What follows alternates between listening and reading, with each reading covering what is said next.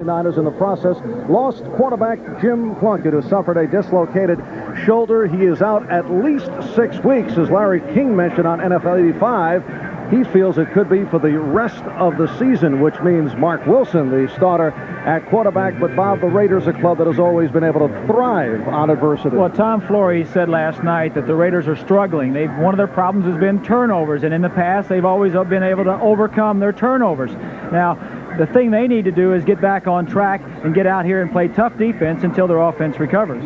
For the Patriots, it is the first full season for new head coach Raymond Berry, which means a new system, new terminology, and there are some who are saying that Berry is just too conservative. Well, there's no question. I think he knows he's been too conservative. The other problem has been Tony Eason, a little bit too erratic. He needs to get back in gear. All right, what about keys for the game today, starting with the Raiders? Well, it's Mark Wilson. There's no question about Mark Wilson. He's been in this situation before. He's intelligent, strong arm. He's just been a little bit inconsistent. He needs to play better. How about the Patriots?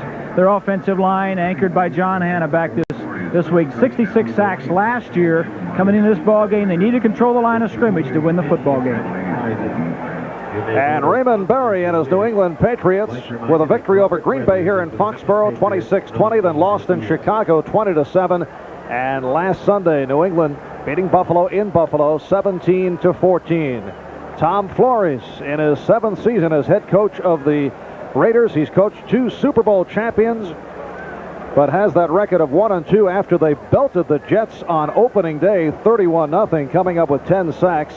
They lost in Kansas City, and last week lost at home to San Francisco, 34-10, before 87,000 at the Coliseum.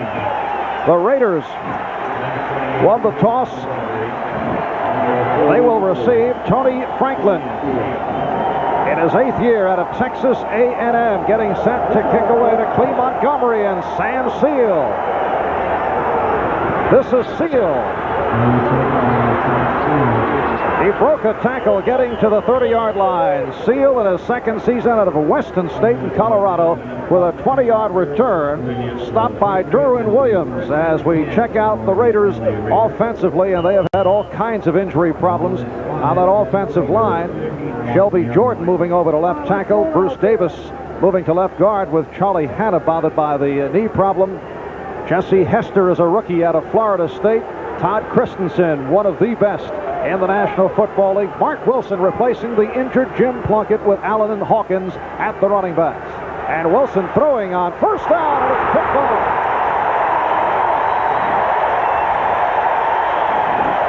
Ronnie Lippett going right to work. And the Patriots will take over the pass intended for Dopey Williams.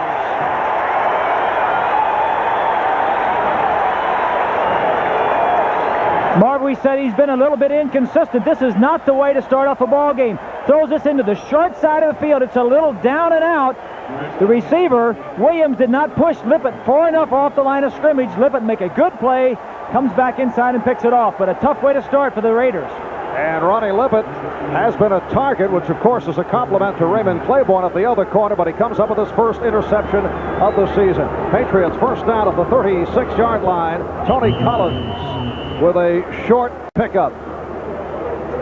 And running down that New England offense, Holloway, Hanna, Brock Wooten, and more up front. Ron Wooten at right guard, the only healthy New England offensive lineman from preseason on. The speedster Irving Fryer.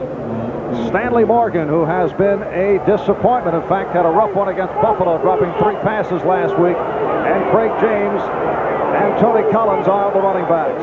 2nd and 7 at the 33. And James picks up 3. Setting the L.A. Raider defense, and of course they do all kinds of shuffling, particularly amongst the front 3. Howie Long in a homecoming. He is from Charleston, Massachusetts, played high school football in Milford. Excellent crew of linebackers, Van Pelt, Millen, McKenzie, and Martin. And Hayes and Haynes, so dangerous at the corners. Haynes, one of several former Patriots, playing for the Raiders. 3rd down and 4. And Eason to put it up. And incomplete. Mike Davis, the strong safety, on the coverage of the tight end, Derek Ramsey. So Eason throwing for the first time, not able to connect. And a 4th down and 4, setting up the field goal for Tony Franklin. Both offenses have struggled so far this year. Eason has it on target, just good defensive play on the coverage on the play. 47-yard attempt. Franklin 2 for 2 on the season. He's hit from 34 and 32.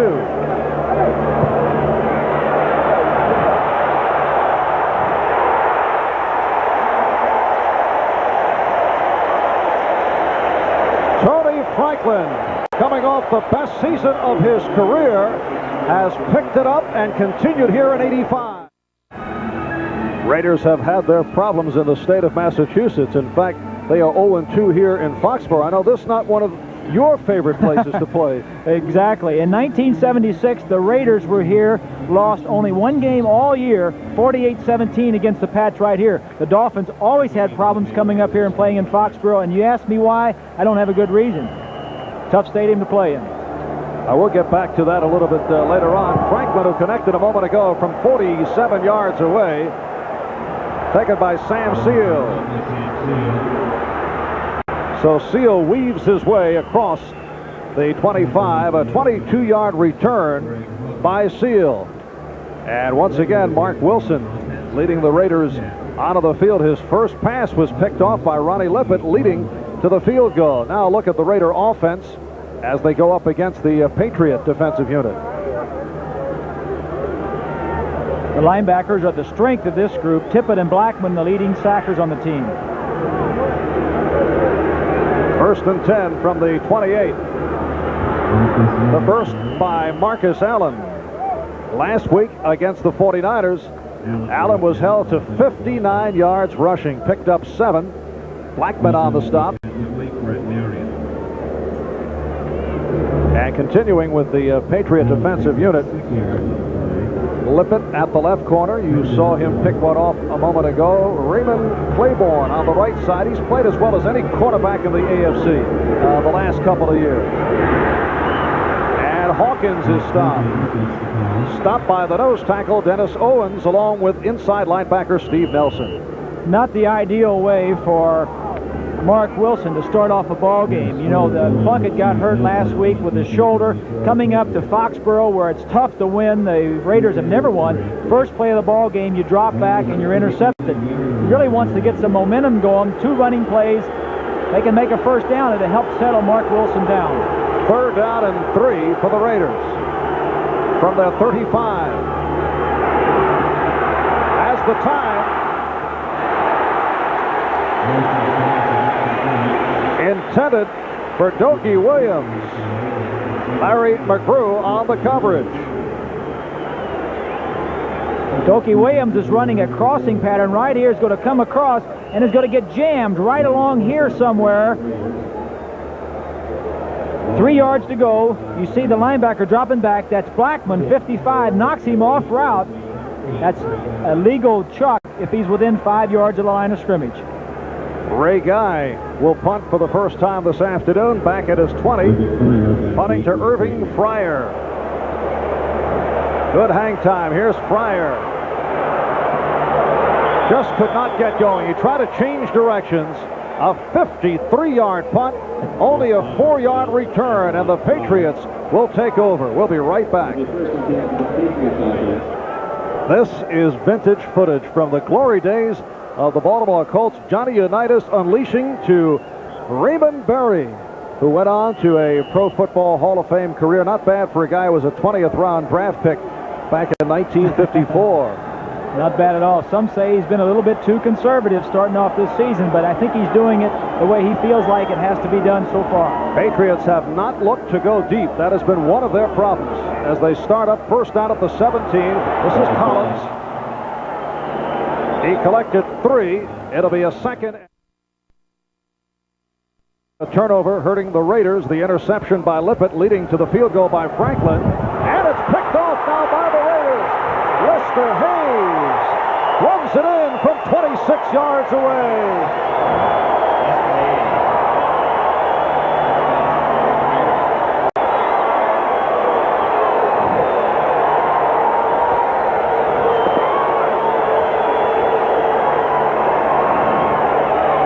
Eason is trying to get the ball to number 80, Irving Fryer, on a little down and out. An ill-advised throw because Hayes, man-to-man coverage, is looking back the entire way, steps in front. Ball was a little bit behind him. Both quarterbacks having problems starting off on their first couple of series. And, Bob, they don't look to throw Hayes' way very frequently. Lester Hayes giving the Raiders a 6-3 lead. And here's Chris Baugh. A couple of interceptions proving costly, and a timeout called with 4 minutes gone by first quarter. This is the first part of our NBC doubleheader, and we have had some extraordinary defensive action to get it going. Lester Hayes with his 34th career interception. First time he's run one in for a touchdown during the course of the regular season. Stephen Starring.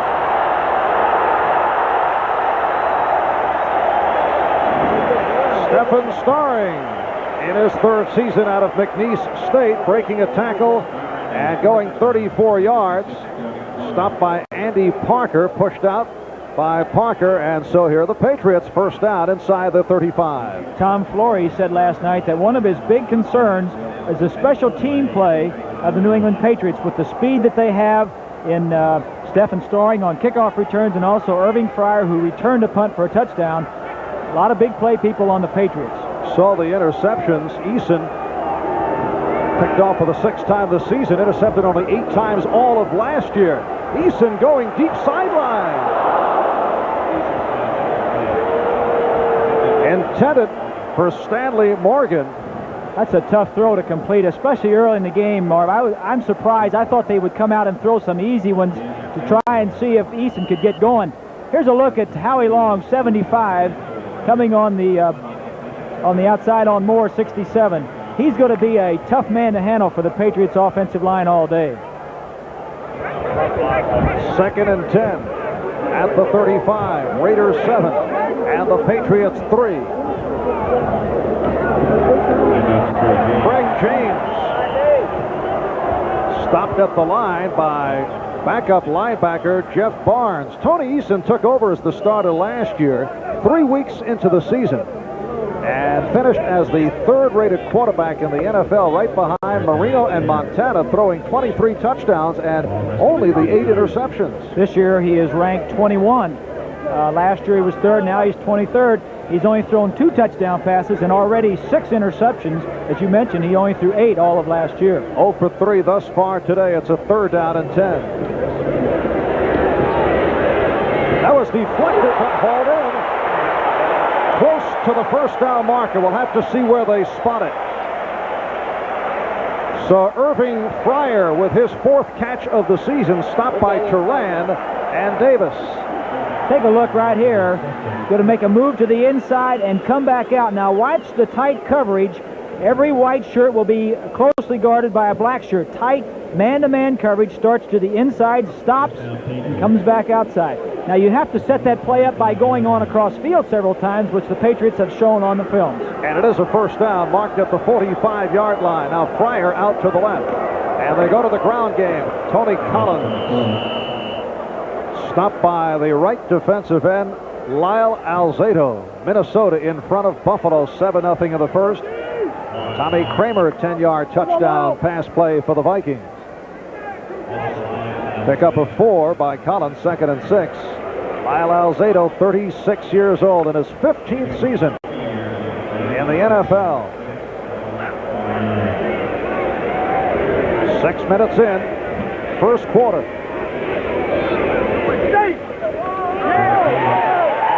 Collins hit back behind the line. Rod Martin on the stop. 2 years ago, Tony Collins ran for 1,049 yards. Last year, Tony was in the doghouse of Ron Meyer, and his production dropped considerably. Well, they went to a 2 tight end offense, Marv, and that took Tony Collins out of the lineup for the most part. Mostly Tatupu played a lot. Collins really didn't like the one-back. Would rather have a two-back situation. He's playing well this year. 3rd down, 7. And Eason gets it away. Lynn Dawson should have had it. The tight end not able to hang on. Would have been a first down. Take a look at the pass rush as you see Piquel, 71, fighting his way in. The problem here, it took a little bit longer to develop because of the aggressive defensive play for the Raiders. Quarterback didn't have a lot of time. Eason had to unload it before the receiver got away from his defensive man.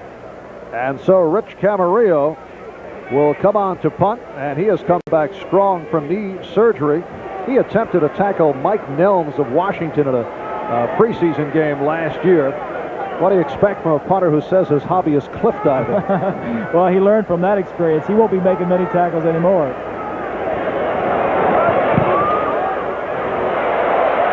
Camarillo angling it, and Montgomery let it go, and it's a beautiful punt inside the 5. A dandy by Camarillo, 48 yards. We'll be back in a moment. Back in Foxborough, this is Marv Albert with Bob Greasy. A gorgeous punt by Camarillo, so the Raiders must start out first down from inside the 5-yard line. They go double tight end with Christensen and Junkin. And Wilson popping it deep. Almost intercepted by Ronnie Lippett, intended for Dokie Williams. The Raiders like to put the ball downfield. Their two wide receivers right here always have speed. Barnwell and Williams, and also Hester. But the men you have to stop are these two right here. 46, Christensen. He likes to run the option play in here, and also Marcus Allen. He comes in here. This is a bread and butter on the inside. The speed is on the outside. And the Raiders have not been able to succeed with the big play offense to this point. They're always looking for it, but they have not been able to hit it. 2nd down play. And Dennis Owens, the nose tackle, all over Frank Hawkins. Redskins looking to bounce back, leading the Bears 7-0. John Riggins, 7-yard touchdown run. Kansas City over Seattle, 14-0. Herman Hurd ran it in from 2, and Bill Kenny with a 34-yard touchdown pass. Tampa Bay leads Detroit 3-0 in the first. 3rd down and 7. Raiders with the ball at their 8. Here's Marcus Allen. Can't find anyone.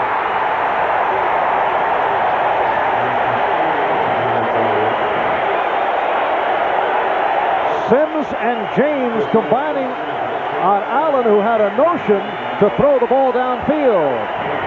I don't think this was a pass, though, Marv. He's looking to run it all the way. They threw on first down. Just good defense by the Patriots coming in.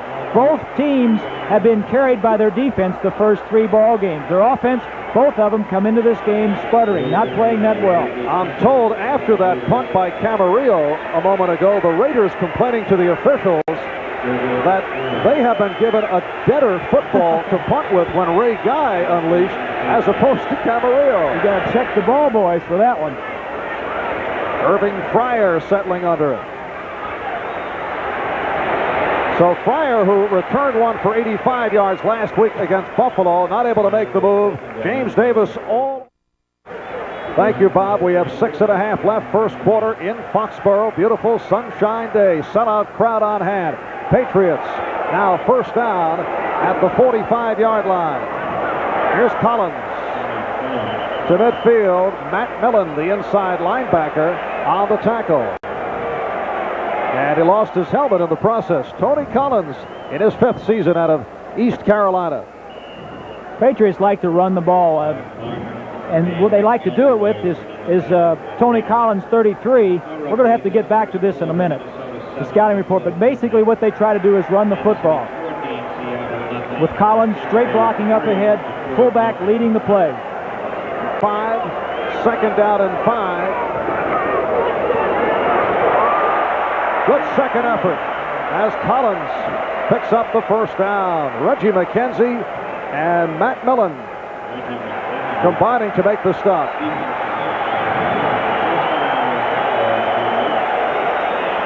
Patriots first down at the Raider 45-yard line. Raiders lead 7-3. An interception by Lippett of New England led to a 47-yard field goal by Franklin, and a Lester Hayes interception run back for the TD, giving the Raiders the 7-3 edge. Second back through is Collins. And a short pickup, Lyle Alzado on the stop.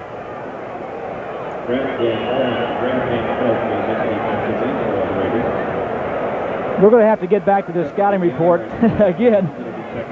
Telestrator is not working properly. We'll have to get back to that. But basically what I was talking about, I formation, the Patriots, as they're doing right now, like to run the football. They're going to run it straight ahead and let Collins pick a spot anywhere along the line. Well, the greasy pencil and the telestrator rambunctious once again. That's the case in our game last week when the Packers took on the Jets. Collins able to break a tackle. Improvisation by Tony Collins, moving to the 40. Van McElroy, the free safety, combining with Howie Long. So Raymond Berry calling out Tony Collins' number. And it will be a third down and 5. 4 minutes, 10 seconds to go in this first quarter. Sam Seal is in as the nickel back. Collins carrying the last 4 plays from scrimmage. Eason out of the shotgun, stepping up.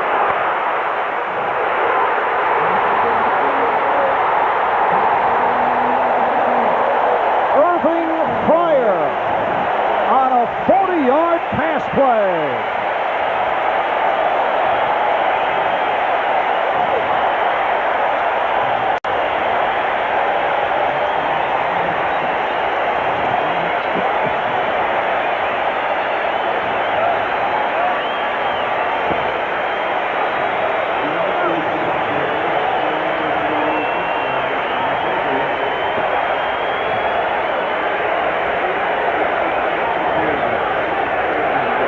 Longest career reception for Irving Fryer, a 40-yard pass play, his second career TD in the NFL. He ran one in on a punt last week.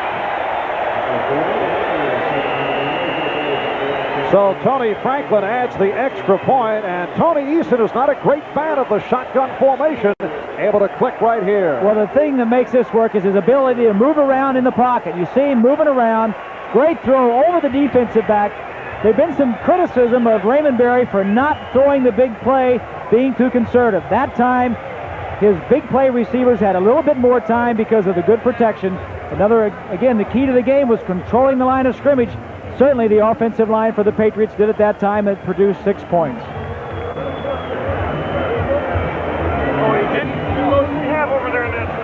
Tony Eason was sacked 60 times last season, and many felt the lack of the shotgun hurt him.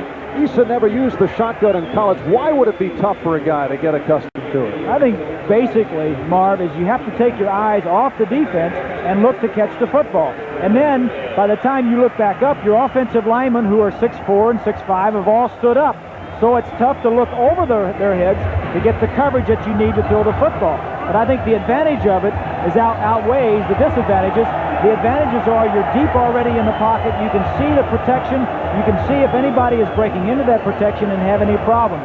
That time he took the snap a little bit low, moved around, and made the big play. And the Patriots now lead at 10-7. Fulton Walker, recent pickup by way of the Miami Dolphins, now back deep for the first time, along with Clee Montgomery. And here's Montgomery to the 15. Good burst by Clee Montgomery. Stopped by Rod McSwain. Tony Eason throwing his third touchdown of the season. Looks like Montgomery shaken up.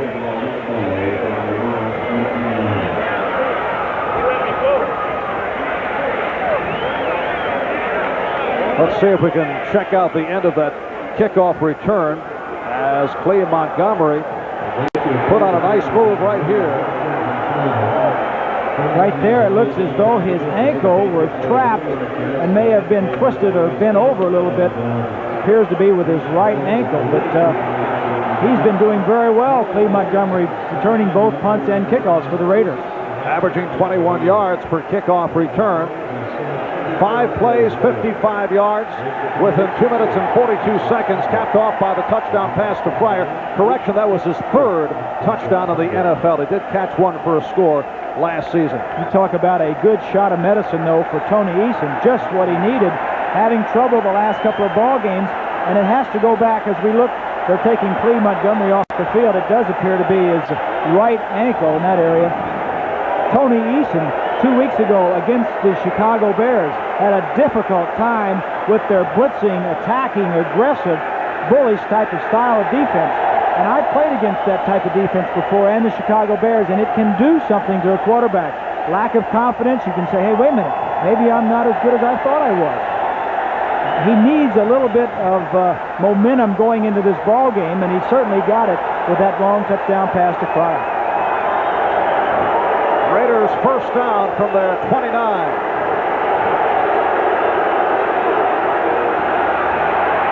Allen stopped across the 32. Inside linebacker Larry McGrew. This telecast presented by authority of the National Football League, and it is intended for the private use of our audience. Any rebroadcast or other use of this telecast without the express written consent of the New England Patriots and the National Football League is prohibited. Allen picked up 3, 2nd down and 7 at the 32.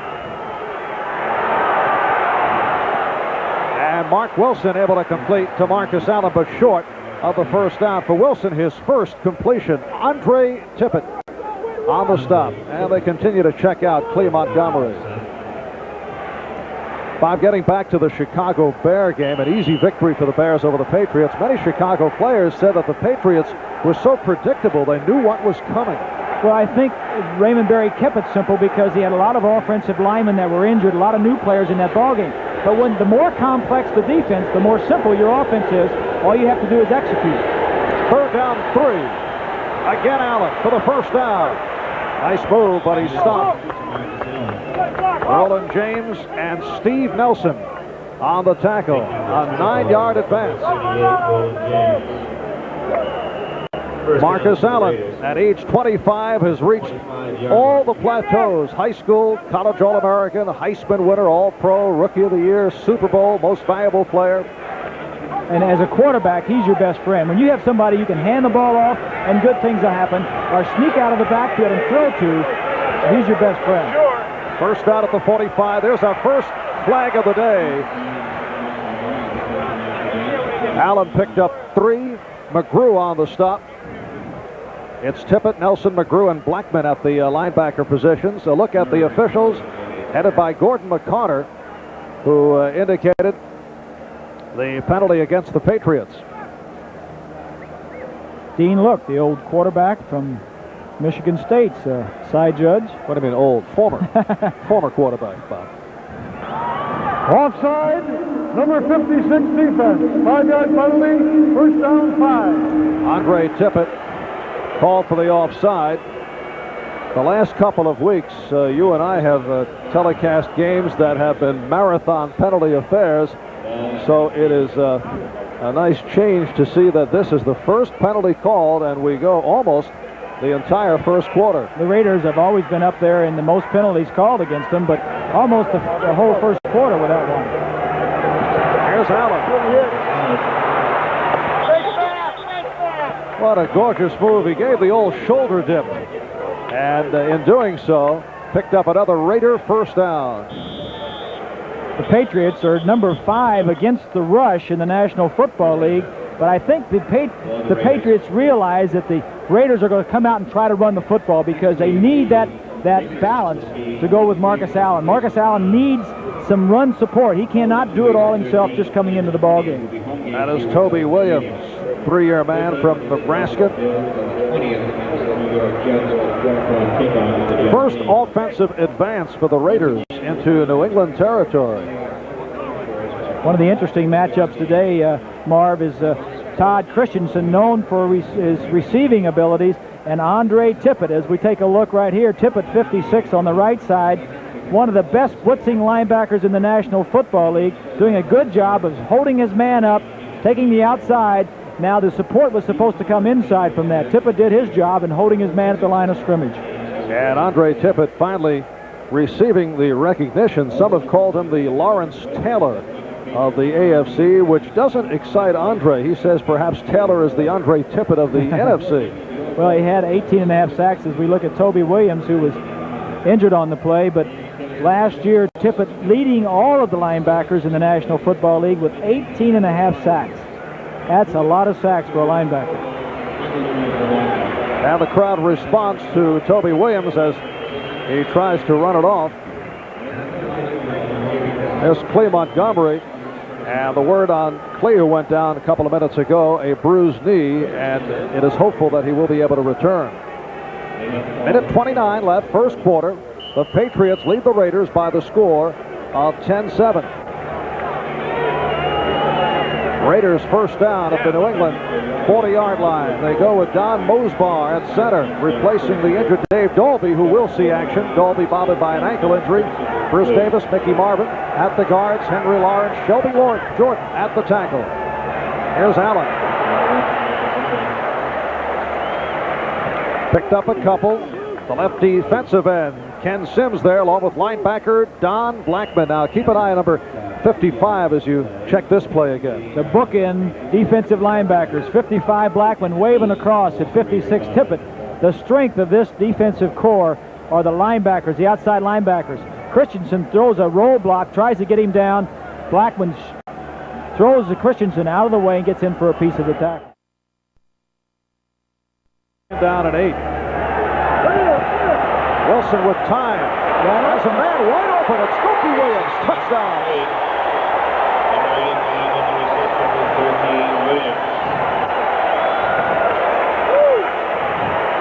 Dookie Williams leaving Ronnie Lippett behind. And the Raiders recapture the lead in what has been an explosive first quarter. What they did is they got even with Lippett for intercepting the first pass of the ball game, was playing a little bit tight, hoping to pick off another one. The Raiders said, we'll have none of that. We'll just do a little look and go on you, and made the touchdown. 38-yard pass play. And here is Chris Barr looking to add the extra point. 6 plays, 71 yards, capped off by Wilson connecting with Dookie Williams. Williams coming down with his second touchdown of the season. What he did now was, when he went down, made a little move like he was going to the out again, and this time Lippett jumped on the out thinking, I intercepted one, maybe you're going to do it again. Williams with a little move to the outside, and he had him beat by 10 yards downfield. You can bet when they went over to the sideline after the interception, they talked, and Williams told Wilson, he's settling on me, he's sitting on me, let's go and out and up and get downfield. Play worked to perfection. Mark Wilson throwing his first touchdown of 1985. He's now 3 for 6 on the day. He took over for Jim Plunkett last week, and like Plunkett, had his troubles with the 49ers, completing only 1 of 6. 49 seconds remaining. The Raiders are one team offensively, Marv, that will challenge you deep. They're always looking for the deep pass, especially with their wide receivers. They'll run, they'll run, they'll run, they'll hit you in the belly, and then they'll go for the big bomb outside. Kickoff by Barr. 49 seconds left first quarter. Here's Stephens starring and decides to stay there. So they'll bring it out to the 20-yard line.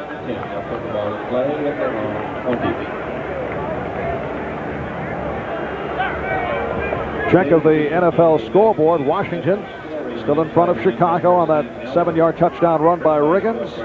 Kansas City over Seattle 14-zip in the second.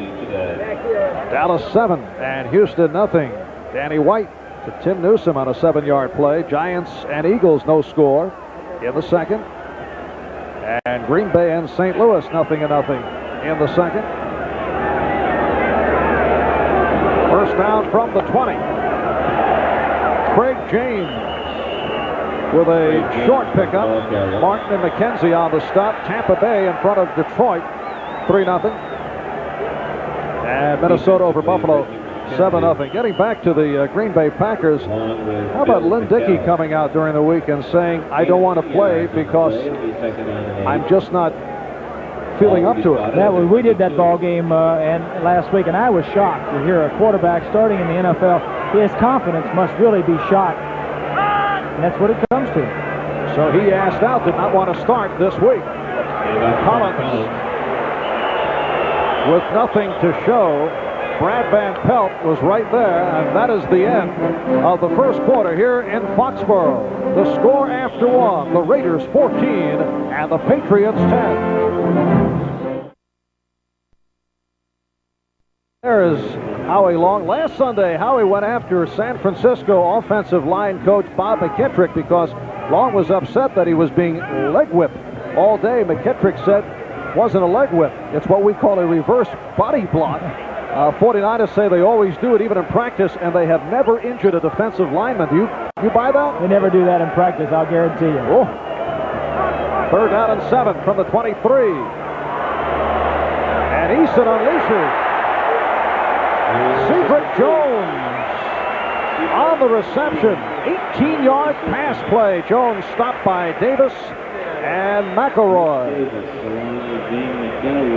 Good pass protection this time. Throwing against the zone. The Raiders dropping off of their tight pressure man-to-man coverage.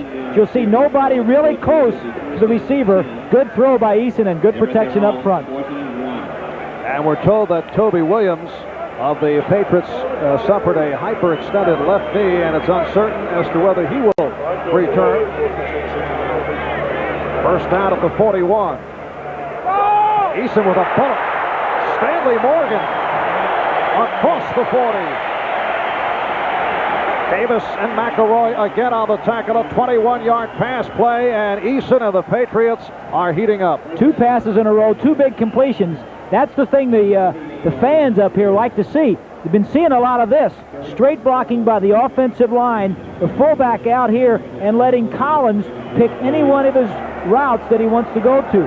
That's what they've seen too much of. They want to see a little bit more explosiveness. And an extraordinary comeback by the telestrator, Bob. First down at the 38. Eason getting the time. This time Lofton. Collins. It'll be a 1st and goal for New England. And Eason mixing it up very well. What they got right here, Marv, you play man-to-man coverage in the secondary, which they're good enough, and you're going to get linebacker coverage on one of your quick backs. McKenzie, 54, a 10th round draft choice, trying to cover Collins out of the backfield. That's certainly a mismatch, and you'll take that anytime as an offense or a quarterback, anytime you can get it. 36-yard pass play. Eason now 5 for 9, 125 yards. 1st and goal from the 2. Tatupu and Weathers now at the running backs. Mosi Tatupu, the short yardage specialist, stacked up.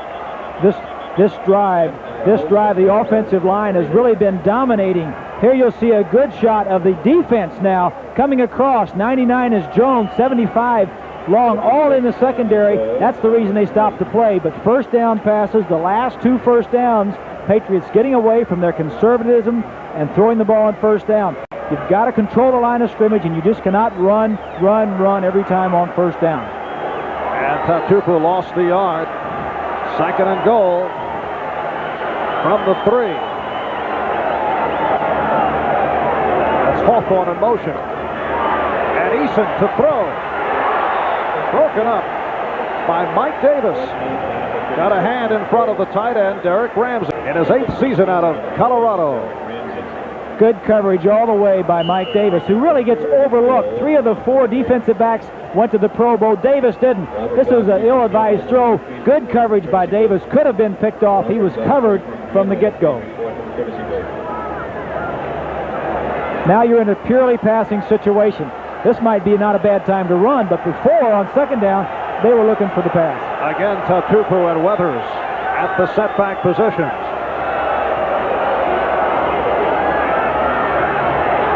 Eason off the roll through the hands of Lynn Dawson.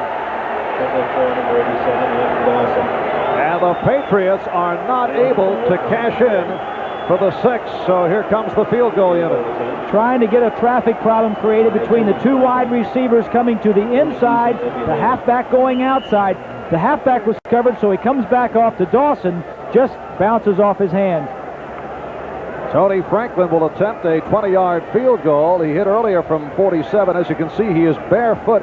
He has been very concerned. Apparently, he hides the other shoe, and on 3 occasions this season he has lost the other shoe. So who's taking?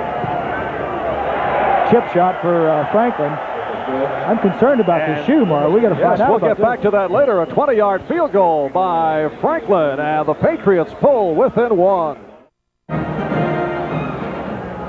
A beautiful sunshine day in Foxborough. Marv Albert with Bob Greasy as you watch the kickoff carry out of bounds, and they will do it again. Fulton Walker and Sam Seal are back deep now. Clay Montgomery, we're told, will not return to the action. Clay hurting his knee in the first quarter. There's Tony Franklin, man who has been reborn with the Patriots after several rough years with the Philadelphia Eagles. You know, when he first came into the league, he could kick the ball higher and further than anyone I'd ever seen before. But you know, as sometimes happens to these kickers, either the punters or the field goal kickers, he kind of went away there for a while. Didn't do so well. And sometimes when you practice by yourself all day for 6 months, I guess that kind of happens. The kickers are always over there on the other field by themselves, but he certainly is reborn here. He's doing a great job. You sound like you're treating him with scorn when you say something happens to these what do you call them, kickers? They're always by themselves. They're psychic. They gotta convince themselves to do something during practice. Nice guy, Bob. And this is Seal, 25. Just short of the 30-yard line. Sam Seal in his second season in the NFL out of Weston State in Colorado from Barbados in the West Indies. There's a first down plays, a number of plays on first down. The Raiders have had 6 and averaging 3.6. If you average 4, it's normally a success. 10 plays for the Patriots, averaging 9.2. The key already in this ball game is that the defense for the Raiders have stopped the Patriots twice when they could have scored touchdowns. And the Raiders lead by 1, 14-13. First down at the 30. Play action. Mark Wilson with time, and then hauled down.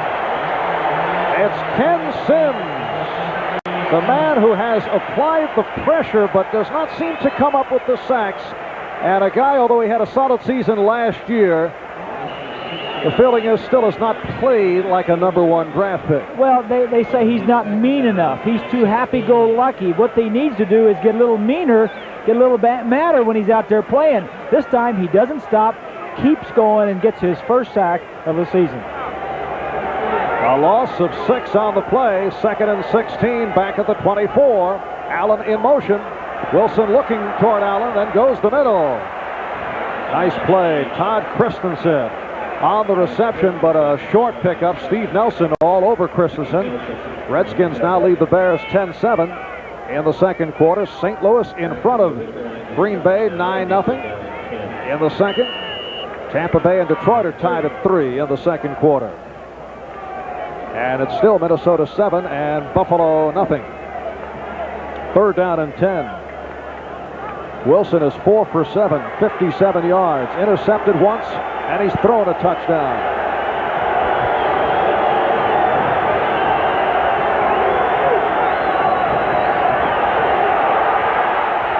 Again the time.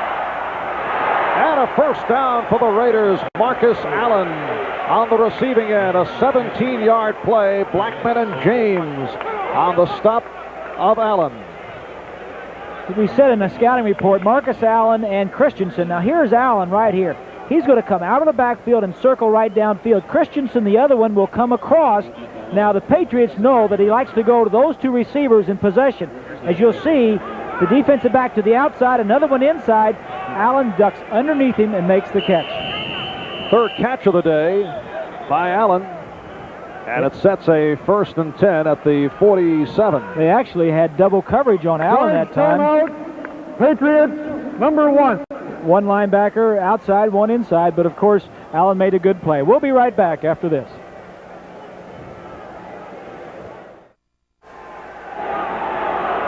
Raiders first down from the 47 as we resume. Hawkins not able to turn it. Frank Hawkins covered well by the outside linebacker, Don Blackman. And there is Andre Tippett, the linebacker on the other side on the left. They call him the Karate Kid. He actually holds a second-degree belt in martial arts. And, you know, Bob, he is now teaching karate in this area. 7 of his teammates are enrolled in his karate class. And what an overkill that is. The guy's probably 6'3", about overkill, good. 245, and he needs black belt to rush the passer, right? 18.5 sacks. You got enough trouble coming in as a quarterback with a guy with normal talent, let alone a black belt. 2nd down and 8. Allen. He had the acceleration, but Steve Nelson able to cut him off.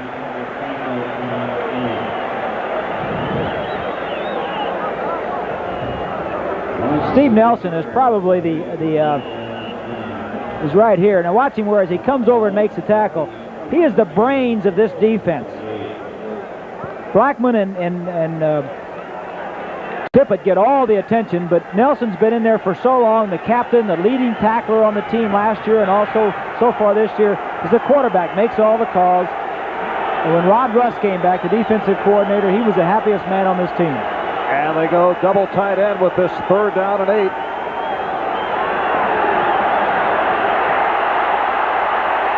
Wilson looking for the first down, but snuffed out by the free safety, Fred Marion. There's Marion, number 31, in his 4th season out of the University of Miami. Took over the starting job last year from Rick Sanford. Look downfield now. You don't see any black jerseys in there that are open that he could see when he had time to throw. Took off. Just tight man-to-man coverage in the secondary and a lot of pressure on the quarterback. Wilson takes off running. So the punting unit has come on. Let's see, will Ray Guy get the lively ball or the dead ball this time? Raiders claiming that the Patriots are getting the lively ball. Lively snap. Look out. And it will be goodbye.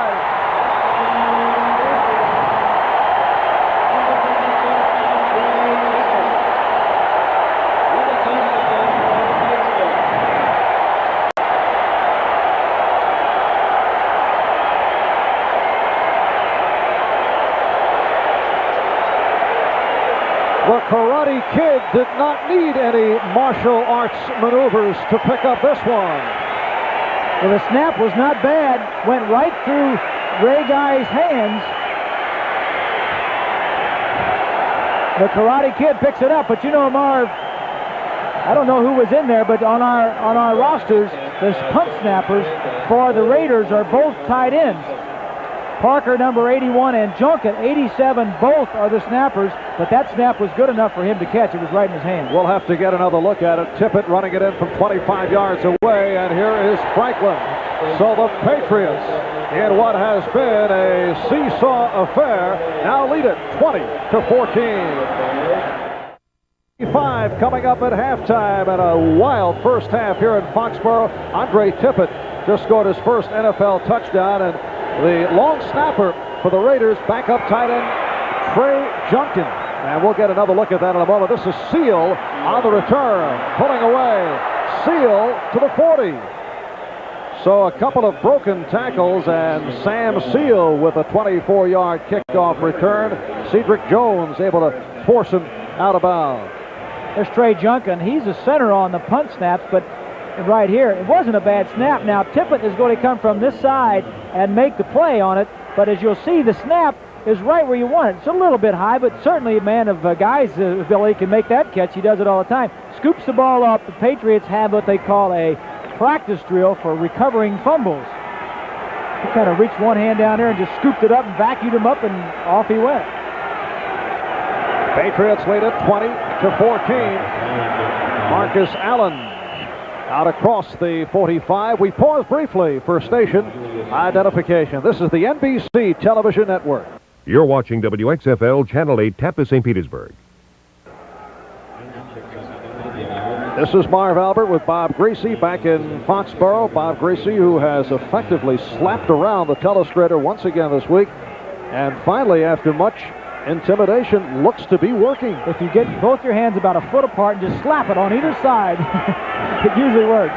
Second down and 5. Wilson tried to dump it to the tight end, Christensen. Good pop by the strong safety. There he is, Roland James. And Christensen had some words and received the reaction from the crowd. He was not happy with that last hit by James. Christensen has this great knack of going downfield from his tight end position about 10 to 12 yards. There'll be linebackers on either side of him, and it's like he has a clock in his head. At the right time, he'll push off of one linebacker or the other, and he'll be open. He's a great target for a quarterback. That time, James with good coverage. Third down, 5. Wilson with the sideline pass, nearly picked off again. Raymond Claiborne saw only daylight downfield. That was a touch pass. He just didn't get, the receiver was open. He just didn't get it over Claiborne's hands. I'll tell you, Marv, there's something about playing in this stadium, whether it's the long shadows or the artificial turf that make the ball slippery or what, but the Raiders are not playing that well offensively. They've made a couple big plays, but it's been a strange ball game. You know, you're seeing interceptions, you're seeing punts go through punters, snaps going through punters' hands. But it was always that way when I came up here. And it's just the feeling, it's the atmosphere. I don't know what it is, but it's a tough place to play. You had problems here. Sour grapes, Bob. All right, this time the snap carries through. Put some stickum on. Yeah. And Fryer lets it go. You see that kick going 90 degrees to the right. Stacy Turan back to cover, and it took a nice hop for the Raiders, a 49-yard punt. So with just under 7 remaining in this first half, the Patriots lead it 20-14. Let's recap this lively first half. The 47-yard field goal by Franklin got it going. Following the interception. Right, the intercept by Lippett, and then Hayes on an interception gave the Raiders a 7-3 lead. Fryer went 40, connecting with Eason. Then Williams on a 38-yard reception. Goki Williams for the Raiders. Tippett gobbling up that fumbled snap. And that's the way we stand. Patriots lead it 20-14. First down at the 5-yard line. Off the good punt by Ray Guy. Here's Collins trying the left side. Brad Van Pelt on the tackle.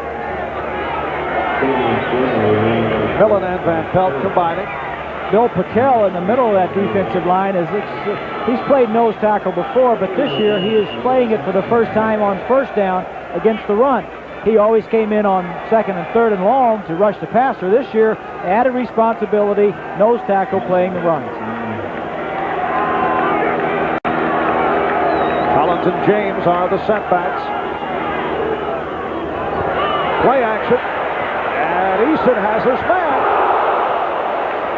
Collins tried to over the shoulder it. Covered by Mike Davis. Defensive coverage on the 36. Get a good shot of the play action pass, which is a good call down here. Collins out of the backfield. Good safe throw. You throw it over his head. He catches it and no one else. Now that ball should have been caught. Collins just tried to catch it into his body a little bit too soon, but I'll tell you, when you're backed up in your own end zone, on your own 5 or 6, 8 yard line, looking into that sun, it's tough to see downfield and complete passes. Eason has a third down and 6 from the 9.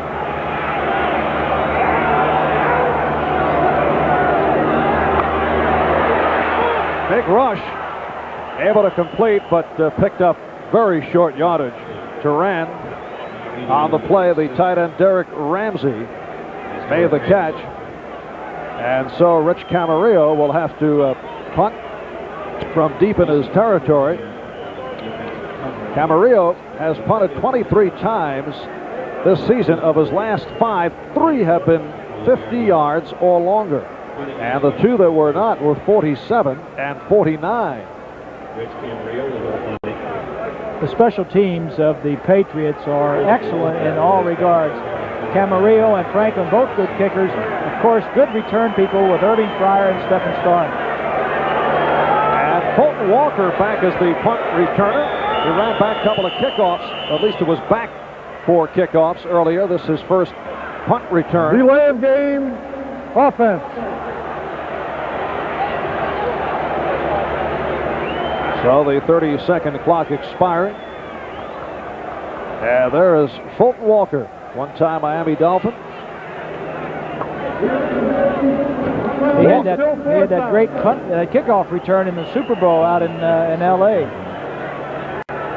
And Walker led the NFL in kickoff returns back in 1983. Big rush, and he just did get it off. Here's Walker. Effective coverage downfield by the Patriots. 48-yard punt and a 12-yard return. The Raiders had the block on that time. All 10 men on the line of scrimmage. Not much for Walker to do, but just head upfield. Bears have come from behind and now lead Washington. McMahon just threw his second touchdown pass of the game. Tampa Bay in a field goal battle with Detroit, leading at 6-3. And Minnesota now in front of Buffalo, 13-3. Tommy Kramer has thrown 2 for the Vikings. Bob Costas, Ahmad Rashad, Pete Axtell, upcoming at halftime. A review of what is going on around the NFL and a look at the baseball situation. There's Wilson throwing, first down, throwing the bomb. The pass intended for the rookie from Florida State, Jesse Hester. One of the problems the Raiders have had offensively is not being able to complete the big play. And this has been a big play offensive team down through the years. Why the problems this season? I just think they have young receivers, Marv. Cliff Branch is not playing. Barnwell was traded away. This ball is a little bit underthrown, and the reason might be that Cliff Branch, if he were in there, he may have slowed up around the 15 or the 20-yard line and allowed the ball to get in there. He was too far downfield and the ball was underthrown, but it could have been the fault of the receiver. There's Allen on second down and has the first down. Marcus Allen run out by Fred Marion. For Marcus, an 11-yard run. You know, getting back to that last play, when you run takeoffs or ups or fly patterns, you just don't go downfield and run as fast as you can. As we look at this trap play with the underhand handoff, you just don't run straight down the field. You kind of set your defensive man up. You may hang a little bit and then go on down the field. And the young receivers need to learn that. They're still throwing the deep passes, but they're not hitting on them. Dokie Williams to the right, and now Jim Smith to the left.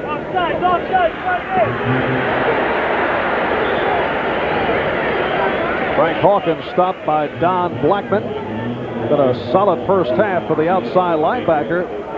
Don Blackman making it back from a neck injury. 4.5 remaining in this first half. The Patriots 20, the Raiders 14. Second down and 10. Mark Wilson is 5 for 11, 74 yards. 3 straight incompletions for Wilson.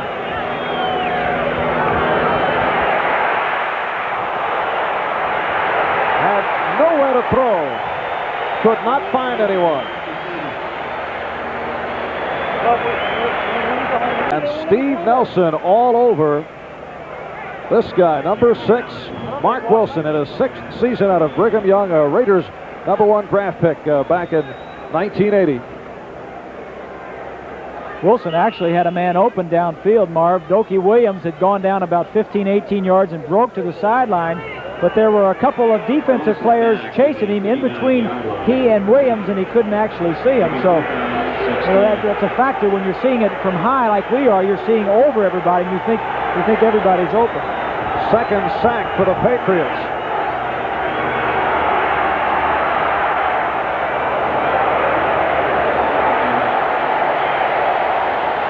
The intended receiver was Kenny King, who just checked into the Raider backfield, and the hand is for the New England defensive unit. The big play offense that the Raiders try to use, they throw the ball downfield a lot. You're never going to have high percentage completions, but you don't concern yourself with that. They're going to hit 40, 50%. You're not going to hit 60 or 65%, but you're going to get some big plays in there, and the Raiders aren't concerned about statistics. Well, this season they have been going underneath. It's been a dink offense that has produced yards, but not points, except that opening day clobbering of the New York Jets. Ray Guy, again a high snap, angles, and able to put it out inside the 15-yard line. A 26-yard punt, but an effective directional punt by Guy. Well, this is one of those, he's not concerned with height or hang time. It's direction, and any way he can get it, he just wants to get it. If he goes sideways, spins sideways, end over end, or whatever, he's concerned about accuracy, and whatever way you can get the ball out of bounds inside the 20 is what he's looking for. Chicago now over Washington 28-10. The Redskins coming at 1-2, and now St. Louis leading Green Bay 16-0. First down for the Patriots from their 13. Craig James, who has not been able to get going to this point. Bill Pickell, the nose tackle, on the stop. Raiders have Long, Pickell, and now Sean Jones up front. They continue to rotate with Long, Alzado, Townsend, Jones, Pickell, Stalls. Second down at 5 out of the 18.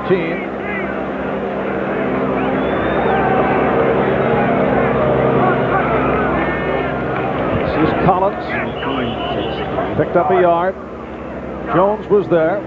And this is a homecoming for Sean Jones, who played his college football at Northeastern. He was the Raiders' top draft pick last year, a second-round selection. Crowd reacting to the announcement of the Chicago Bear Washington Redskins score. 3rd and 4 for New England. They lead the Raiders 20-14 with 2:40 left, first half. Here's James. Again, nothing. Pickell on the stop. Fans not too happy with that, as of course a booze goes up, but I think that was probably the correct call. Either that or something short over the middle, but I think Raymond Berry at this point in time, with 2:20 left in the first half, as the Raiders stop the clock, I think they're pretty happy with where they are at this point. They're just willing to kick the ball away and play defense.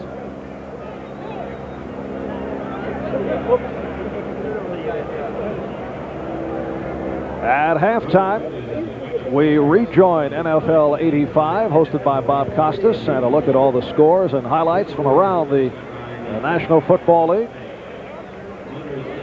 And a check of the baseball pennant races. That'll be coming up at halftime. And this has been an explosive first half. Defense playing a major role in it. The Lester Hayes interception, he returned it for a 26-yard touchdown. Lippett's interception for the Patriots, leading to a Franklin field goal. Then we had Eason to Fryer on a 40-yarder. Wilson to Dokie Williams for a 38-yard touchdown pass play. Another Franklin field goal. And the snap that Guy could not handle, picked up by Andre Tippett, and he rumbled his way home from 25 yards away. You know, the bad part about being Ray Guy and back there and dropping the punt, first of all, is that now, after you drop the punt, all of your friends or your teammates are going downfield to cover it, and you're back there with Blackman and Tippett, a black belt and a guy that could be a black belt, and you got to tackle one of them. 2 minutes and 20 seconds to go in this first half, as Camarillo will punt from his 12. And a beauty. Fulton Walker under it.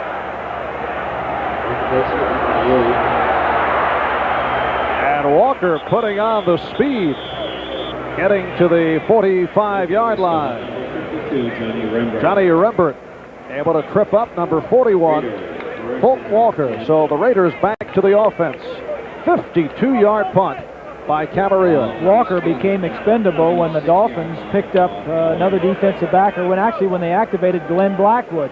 Came back from his holdout. They had 9 defensive backs on the roster and felt that Fulton was expendable, let him go, and the Raiders picked him up, and it's working out well to their advantage because Cleve Montgomery, who usually handles both, is out of the game now with a bruised knee. That is Dokie Williams split to the right side. First down from the 46. Wilson throwing on the run. Again, an ad-lib play, hitting Todd Christensen for the first down. This is one of the things you're seeing in a lot of the young quarterbacks. We talked about it on NFL 85, about the young quarterbacks being able to move. Here's a quarterback that's still being able to move after 5 or 6 years. And the 2-minute warning has been provided. We'll be right back. With the Raiders, there is always a controversy, and in past years, many of the players came out and supported Mark Wilson over Jim Plunkett when Plunkett was doing the job. The coaches said, no, let's stay with Plunkett. Of course, Plunkett delivered.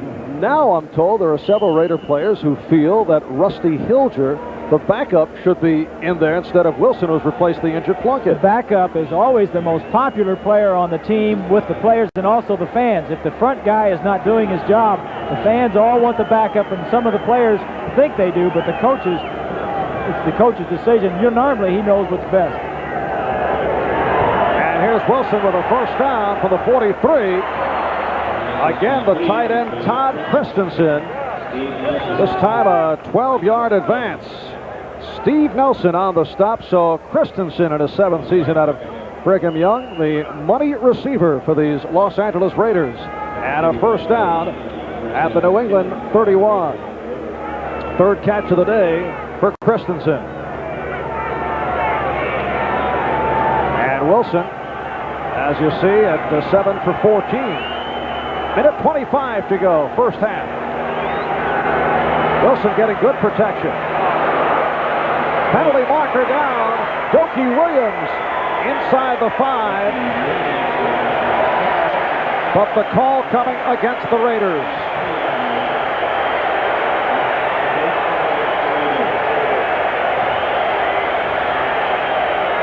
It has been a penalty-free first half as we await the official call from Gordon McCarter. Holding number 74 offense. It's the left tackle, Shelby Jordan.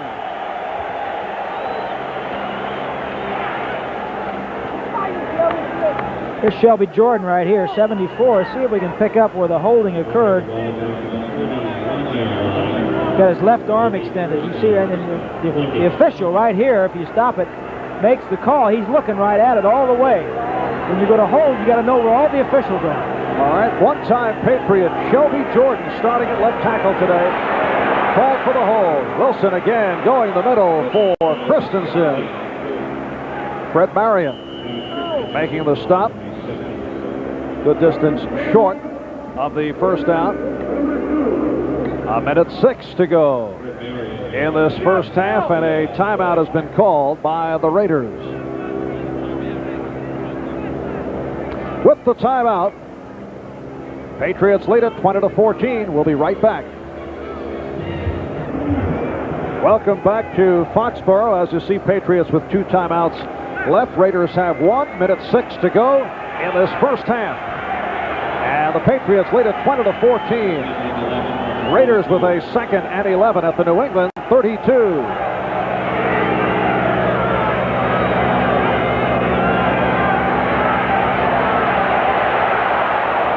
Wilson just throwing it away. He had no one in sight. And we have something brewing, to say the least. Could it be they are looking for Tony Franklin's shoe? Now, I guarantee you, Tony Franklin is nowhere near that pile.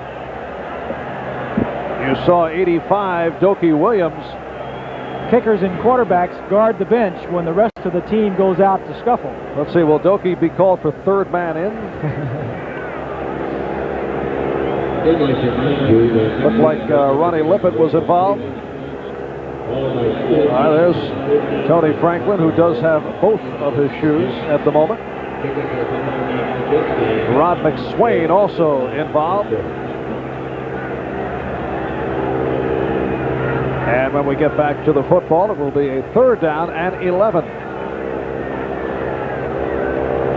So the Raiders staying to the control style as Christensen and Allen have combined for 7 of the Raider 8 receptions. The other was the 38-yard touchdown catch by Dokie Williams. Now Williams to the right, and Hester to the left at the near side. Allen and Hawkins, the running backs. Williams in motion. Big rush. And this is Wilson able to get away, but a flag thrown. Penalty marker is down.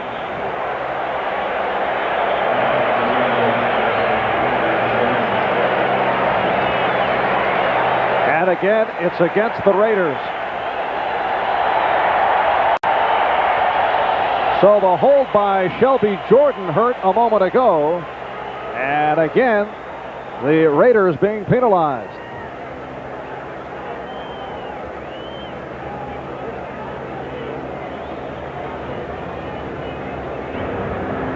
Holding, number 65, offense. 10-yard penalty. This time, repeat, 3rd down. It's the right guard, Mickey Marvin.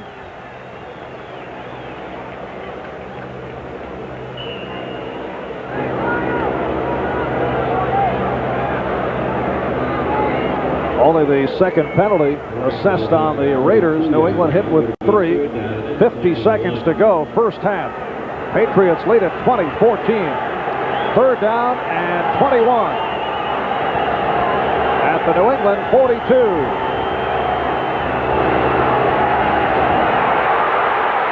Wilson just able to get it away. Andre Tippett was looking for a call of within the grasp, but it will go as an incompleted pass, not a sack.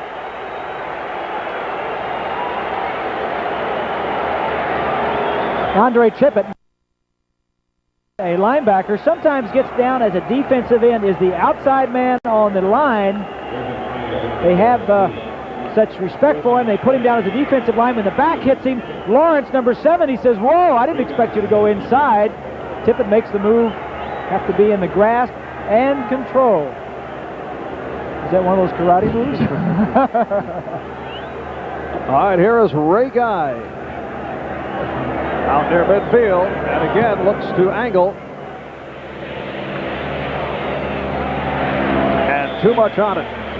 So they'll bring it out to the 20. It's a 42-yard punt by Guy. And with 39 seconds to go in this first half, the Patriots take over at their 20. Quick check of the scoreboard as you see Tony Eason check in. Kansas City leading Seattle at the half, 21-0. Kansas City was embarrassed last week at Miami. Dallas 7, Houston 0 in the Battle of Texas. And they are at the half. St. Louis pouring it on against the Green Bay Packers, 19-0 in the second quarter. This is James, nearly slipped away, picked up 3. Craig James, the Patriots' leading rusher last year. Combination of speed and power, and did it with a strong second half of the season, ironically after his college coach Ron Meyer departed. Only 5 carries, 17 yards for James. Clock running down, and the fans responding to this first half effort by the Patriots as the Patriots and Raiders depart for the halftime break. The Patriots leading it by the score of 20-14. And there's Clee Montgomery, who injured his knee in the first quarter, being helped off. He is through for the day. Clee Montgomery heading back. Ladies and gentlemen, we are now at the So the New England Patriots with a 20-14 lead. A lead touchdown, the result of the snap not handled by punter Ray Guy, the snap by the backup tight end Trey Junkin, and it was picked up by Andre Tippett, who was able to race it in to give the Patriots the lead. Couple of interceptions instrumental. Lippett of the Patriots leading to a field goal. Lester Hayes picked one off and ran it back 26 yards for the score. NFL 85, hosted by Bob Costas, just ahead. We'll be back after these messages from your local station. Foxborough, Massachusetts, Marv Albert along with Bob Greasy, and at halftime, the Patriots lead the Raiders by the score of 20-4. Massachusetts, Marv Albert along with Bob Greasy, and at halftime, the Patriots lead the Raiders by the score of 20-14. Shaky start for both quarterbacks, for both Tony Eason and Mark Wilson, with the interception by Lippett leading to the Franklin field goal, and then that interception by Hayes, which he was able to run in. Well, exactly. Both quarterbacks started off slowly, picked up a little bit, but I think the defenses have really dominated the first half. Although we have a lot of scoring, the special teams have been involved, and also the defenses have been involved in scoring the points. Checking the quarterback stats in the first half, Eason 6 for 12, 128 yards. Wilson 8 for 17, 107 yards. Tony Eason, though, had a couple of good streaks. Well, he had that one drive where he threw a lot on first down, moved the ball down. They didn't get it in the end zone, but they're both playing better. Eason's playing better than he has, and, of course, Wilson, I think, coming in, he was a little nervous, a little jumpy. Of course, the interception showed that.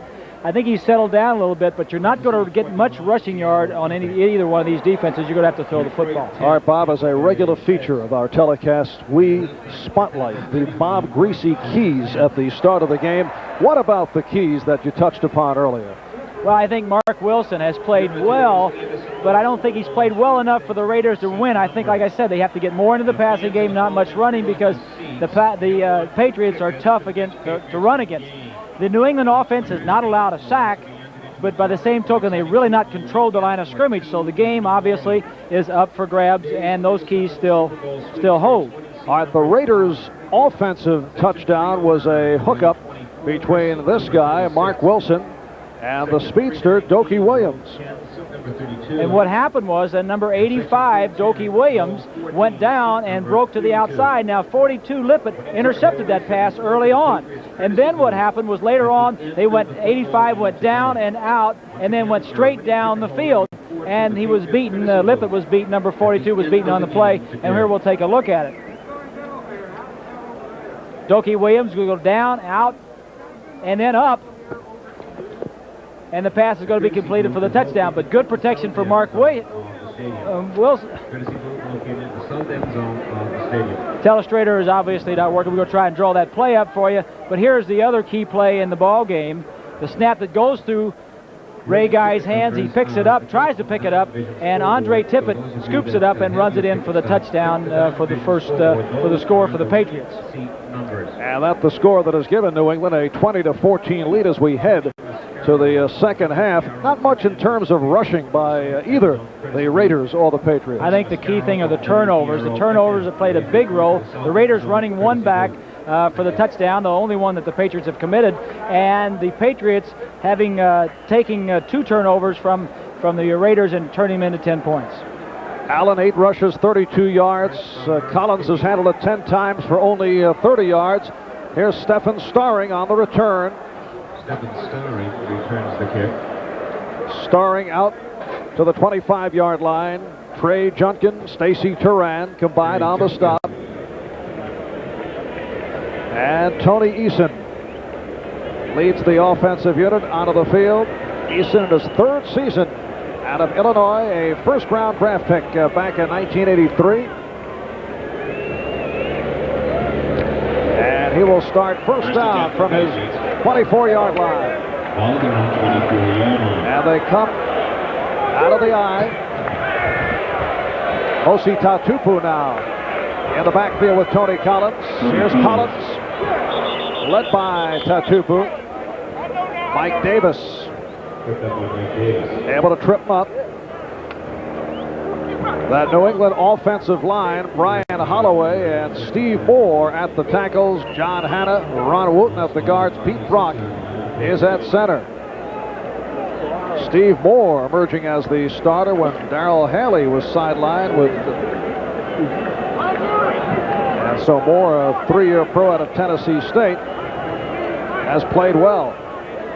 Second down and 8 off the 2-yard pickup. Eason throwing. intended for Irving Pryor.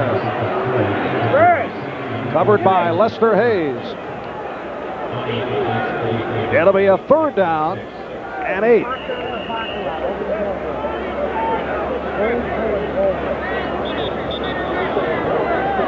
And there's head coach Tom Flores out of Fresno, California, in his 7th year as the Raider head coach. Tom Flores owning 4 Super Bowl rings, including 1 as a player and another as an assistant coach, 2 as a head coach.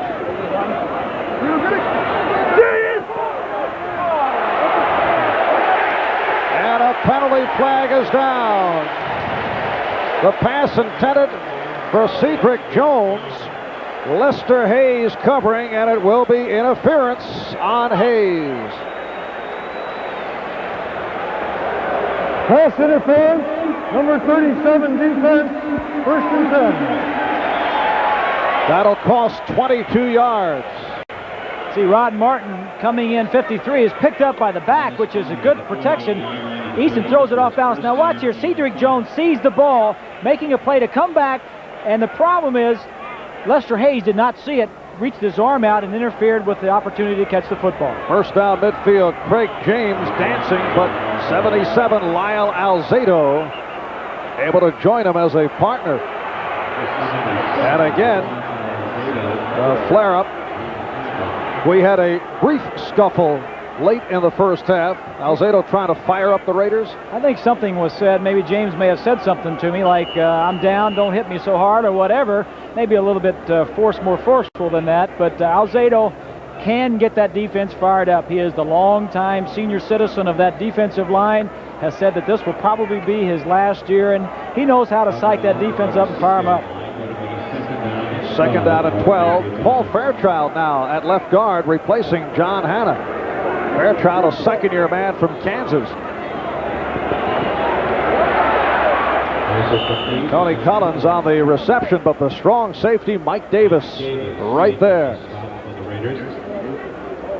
The Raider defensive line now, Marv, getting some pressure on Eason. He's not taking the sack, but he's having to deliver the ball a little bit before he would like to. Well, not much doing in the Giant-Philadelphia game. Finally a score. Paul McFadden, a 41-yard field goal for the Eagles. Eagles trying to avenge an earlier season loss to the Giants. 3rd down and 8 at midfield. Eason taking a long look. Again, a flag down. Intended for Derek Ramsey. Covered by Stacy Turan. And looks to be a hold. Here's referee Gordon McConnor.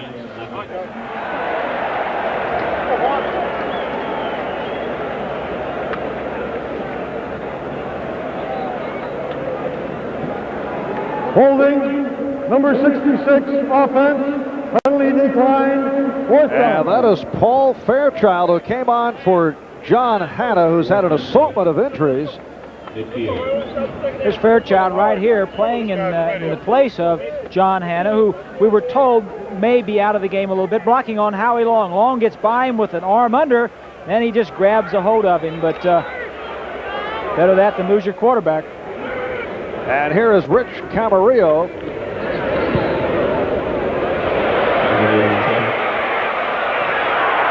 Fulton Walker let it go. And it's out of bounds at the 2. So Camarillo with a beauty, a 48-yard punt.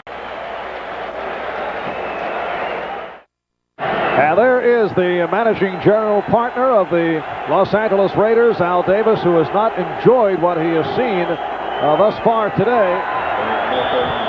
Marcus Allen out across the 5-yard line. McGrew and Blackman on the stop. Check that it was Frank Hawkins on the carry. And we're told John Hanna, who missed the last series, replaced by Fairchild, is suffering from dehydration and may be able to get back to it later on. 2nd down and 7 from the 5. Allen and Hawkins, the running backs. Play action. And Wilson with the bomb. what a catch! Dokey Williams stopped by Raymond Claiborne, and there, for the first time in several weeks, is the big play offense of the LA Raiders. Coming out of his own end zone as we take a look at Raymond Berry, a play action fake. Holds the linebackers and the pass rush. Good protection. He's able to step up in the pocket, see very well. Now it's just a jump ball. He's covered. There's good coverage by Claiborne. Now it's a jump ball. Dokey Williams has inside. Claiborne goes up for it, but the receiver comes down with the football. And Dokey Williams is the Raiders' deep threat, particularly with Cliff Branch at the end of a superb career on Branch's sideline. 55-yard pass play, his second catch of the day. That's Henry Lawrence, the right tackle, heading off. Lawrence limping off. And Kevin Belcher, a rookie from Wisconsin, a 7th-round draft pick, replacing Lawrence at right tackle. So Jordan, the former Patriot, and Belcher at the tackles. Davis and Marvin at the guards, and Don Mosbar in at center. Would be surprised, Marv, to see him go again deep on an early down. First down at the Patriot 40-yard line. And Allen looking to throw.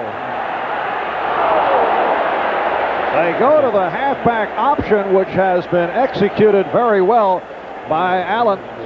Intended for Jesse Hester. But a flag is down. There is no flag on the play. The contact by the defensive back was legal. Here you take another look at it. The Raiders always pressing the issue.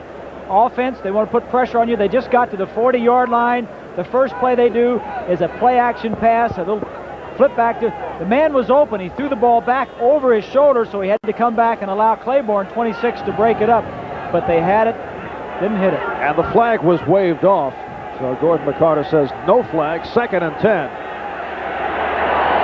Wilson stepping up, throwing a beautiful pass, but it died. It looked like it was headed toward Jim Smith and then fell short, and Fred Marion actually had a shot at it.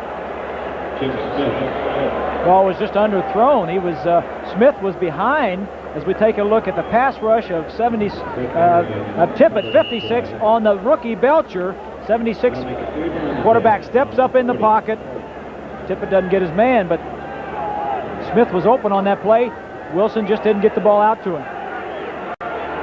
So the Raiders now with a gambling series. They go for the bomb, succeed.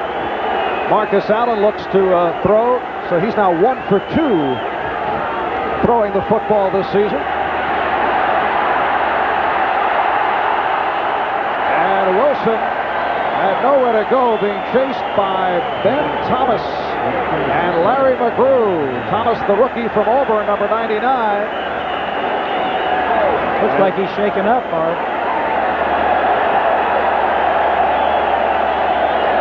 And Wilson hobbling toward the sideline. There is the backup quarterback, Rusty Hilger, a rookie from Oklahoma State. It's 4th down, so they'll go for the field goal, but scrambling around with good protection. Thomas chases him. Let's see if we can see. Right there, it looks like he hurt his left or his right. He did it before he fell down, obviously. That's one of the things about artificial turf fields, Marv. The traction on the rubber-soled shoe is so good with the artificial turf that you can hurt yourself without any contact. And Ray Guy will punt for the 6th time today. He's out at midfield. And looking to angle.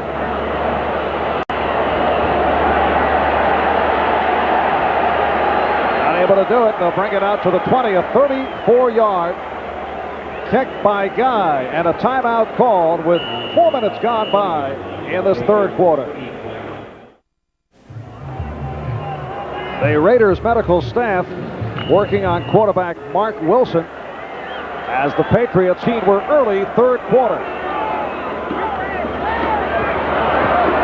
Robert Weathers getting a second life.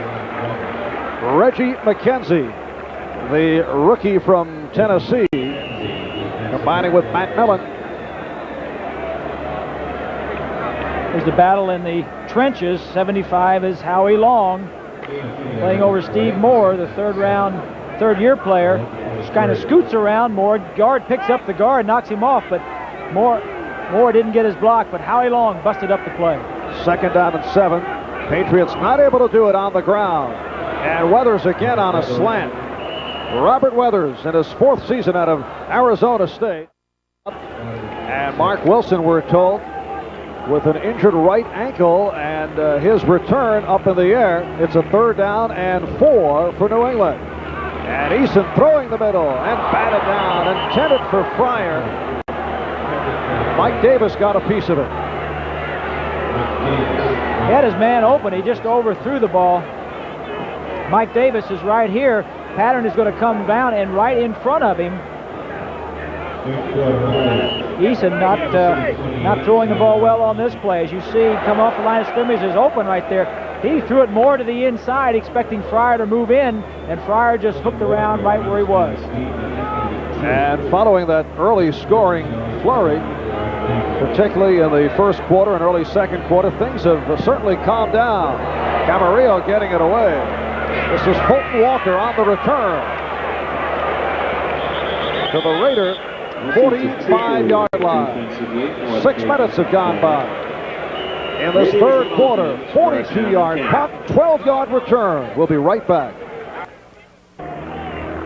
With Mark Wilson sidelined by an ankle injury, we will now see the National Football League debut for the rookie out of Oklahoma State, Rusty Hilger. What is going through his mind? Well, right he's now? nervous. There's no doubt about that.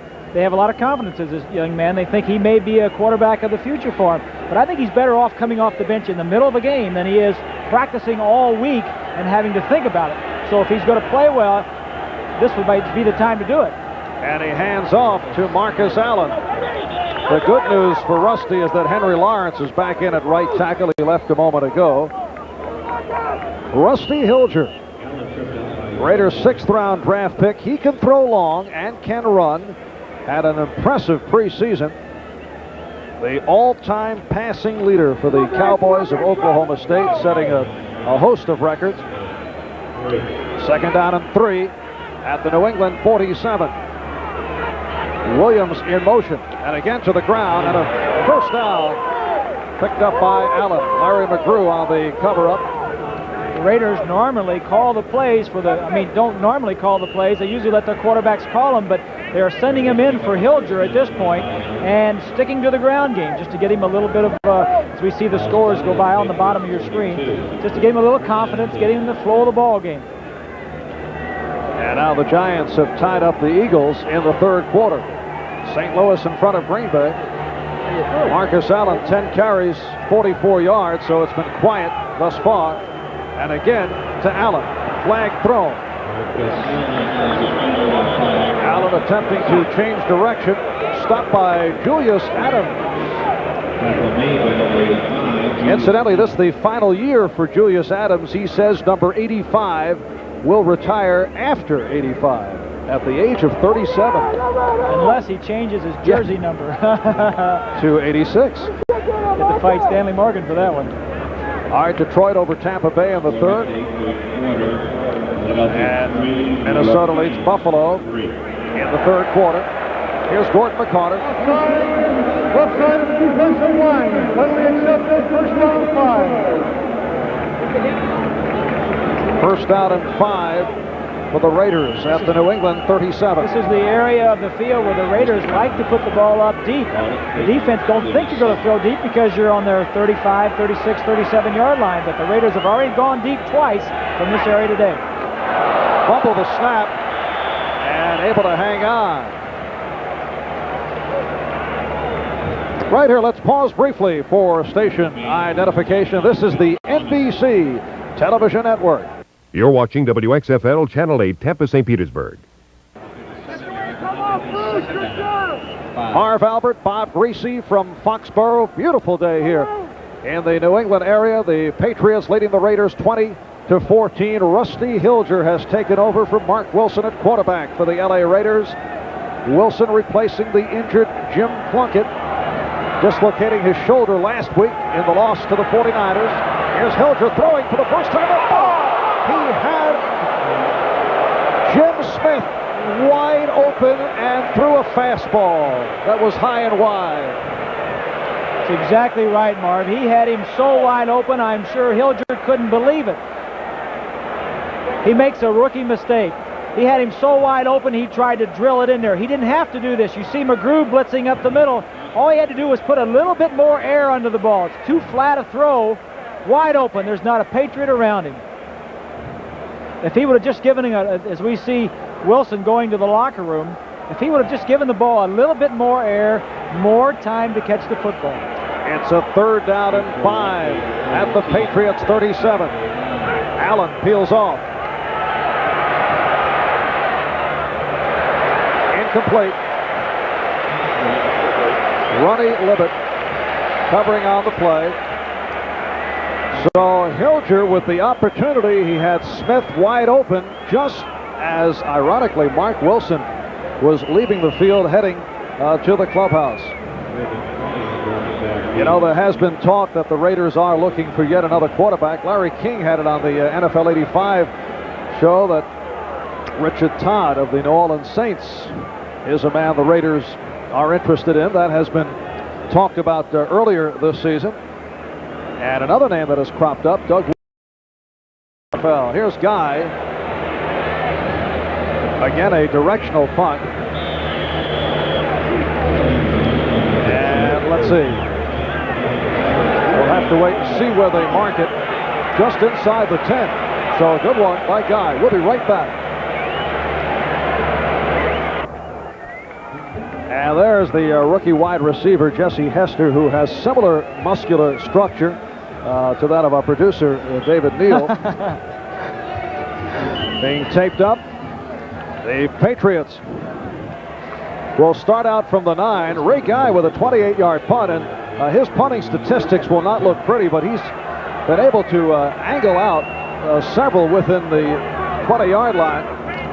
So forget about statistics when it comes to the punting of Guy. Nice move by James. Run out by McElroy. James turning it up. Craig James just short of a first down on that last run. It's 2nd and less than a yard at the 19.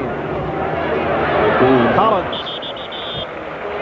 has the first down. Mike Davis, the strong safety, making the stop.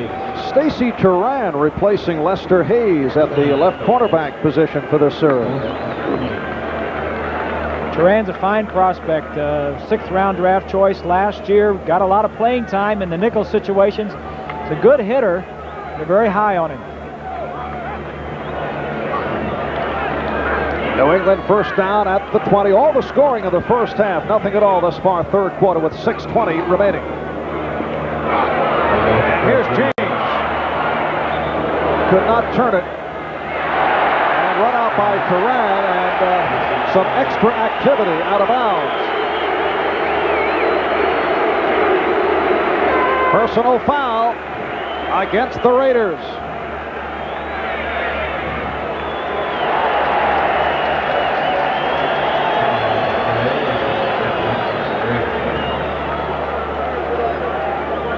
Now Lester Hayes returns.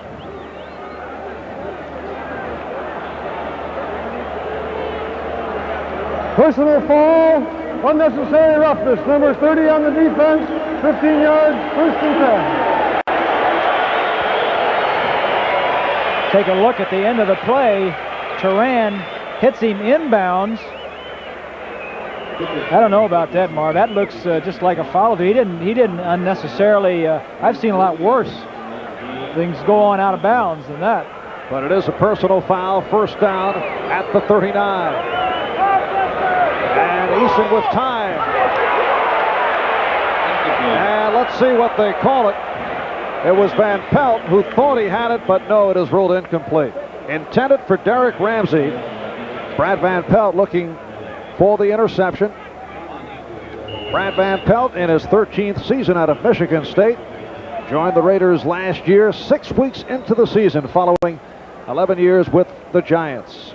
Dallas and Houston now tied in the third quarter. Zendejas with a 33-yard field goal to tie it. 2nd and 10 from the 39. That's Fryer in motion. The dump pass. Eric Ramsey in a battle with Mike Davis.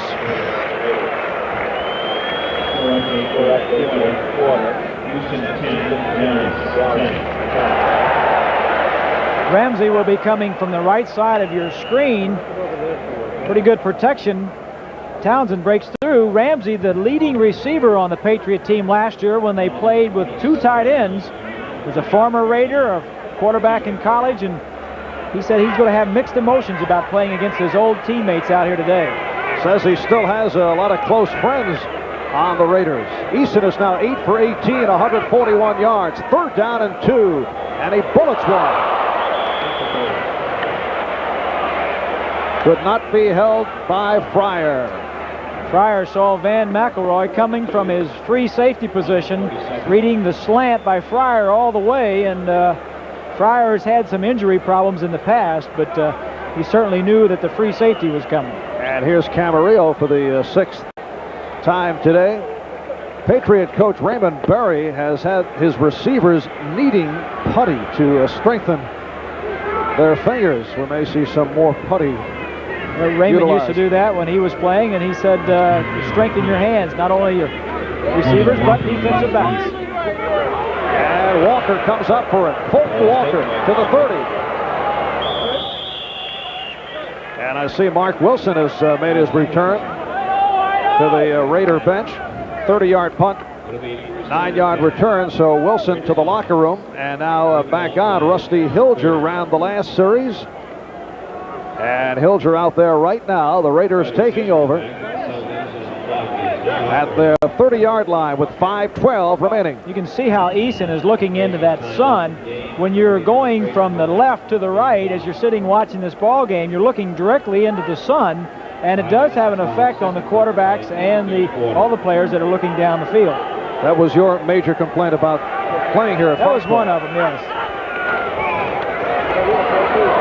A quick opener from Marcus Allen. And he's just short of the first down. The free safety, Fred Marion, on the stop. And we're just under 5 minutes left in this third quarter. The Raiders come in with a record of 1-2. They open by walloping the Jets 31-0, coming up with 10 sacks of the Jet quarterbacking duo of Ken O'Brien and Pat Ryan. Lost in Kansas City last week, lost at home to San Francisco, while the Patriots at 2-1, 2nd and 1. And Allen has the first down. Andre Tippett making the stop.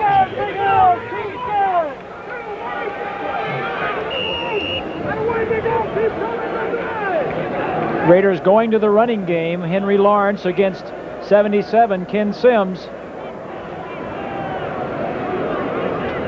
Lawrence in a pushing match. Sims loses his balance and is just piled on top of at the bottom of the pile, but Raiders going to the running game with Hilger in the lineup. And a first down from their 44. And again, Hilger to the ground.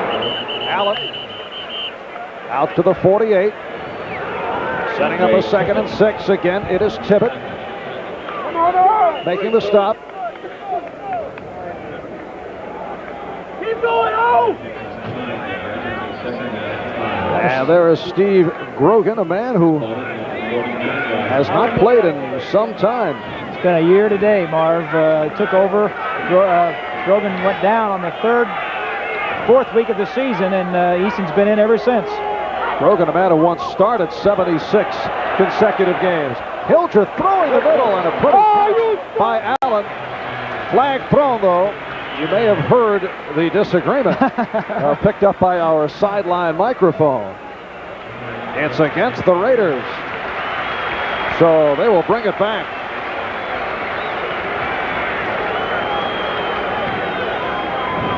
The Raiders are going with some safe passes. We get the call. Holding, number 27, offense, 10-yard penalty, repeat, 2nd down. Some shorter passes. Here's Marcus Allen Christensen will go across to clear, and Marcus will come and try to get the ball in here, right? Not deep passes, not long passes, just some short stuff to get the confidence of the young rookie, and then let him go from there. Good throw. Some traffic. Marcus was saying, don't hit me in the stomach. I'm going to pull my knees up. He didn't have to jump for that ball. Second down 15. Raiders hit with a penalty for the 5th time. Patriots assessed 4 times. And Hilger putting one deep left side for Hester.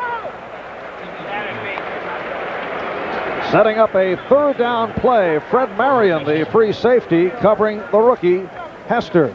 Mets leading the Pirates 4-3 as we check out the baseball races.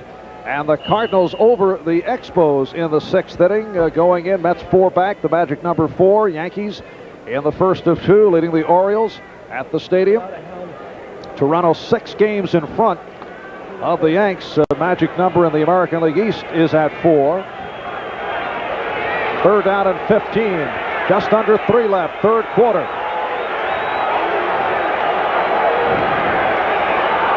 Allen found the opening. Marion making the stop. Allen not able to pick up the 1st down. And the punting unit will come on for the Raiders. All the scoring in the first half. Nothing at all in this 3rd quarter. The Lippett interception leading to a Franklin 47-yard field goal. Lester Hayes with an interception and a 26-yard return. Raiders led 7-3. It was Eason to Fryer on a 40-yarder. And New England took a 10-7 lead. Wilson to Dokie Williams, 38-yard touchdown pass. Raiders with a 14-10 lead after 1. Early second, Franklin hit from 20. And then the snap not handled by the punter Guy. Tippett picked it up and ran it in. And that's where we stand. Fair catch called for by Irving Fryer at the 11. A 42-yard punt. And the Patriots will go to the offense from their 11. Chicago handily over the Washington Redskins in the 3rd quarter after the Skins got off to the early lead. Kansas City doing it to Seattle. Dallas and Houston tied at 10. Giants now lead the Eagles. Phil Simms, the tight end Mark Bavaro to put the Giants on top. St. Louis over Green Bay, 26-7 in the 3rd. Detroit now leads Tampa Bay in the 4th. Eddie Murray has kicked his 3rd field goal. Minnesota leads Buffalo. Getting behind the Patriots with 2 minutes left in this 3rd quarter. Craig James, look out. Loose ball. And the Raiders have scored. Look to be Lyle Alzado.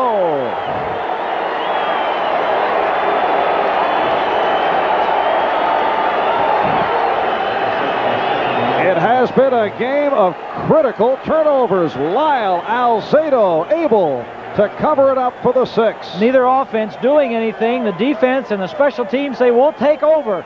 Alzado, you knew he was going to fall on that ball. There was no way he could try and pick it up. The only thing Lyle could do was fall and just wrap his big body around it for the touchdown. But big play by the Raider defense.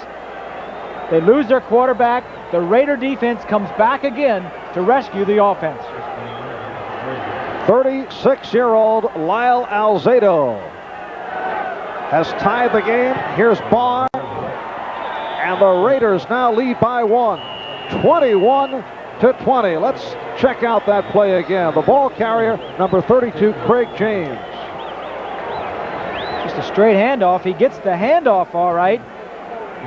Right there, looks like, was it Rod Martin? Van Pelt, 91, jerks it loose. Good play by Van Pelt. Rod Martin gets it and is stripped of the ball.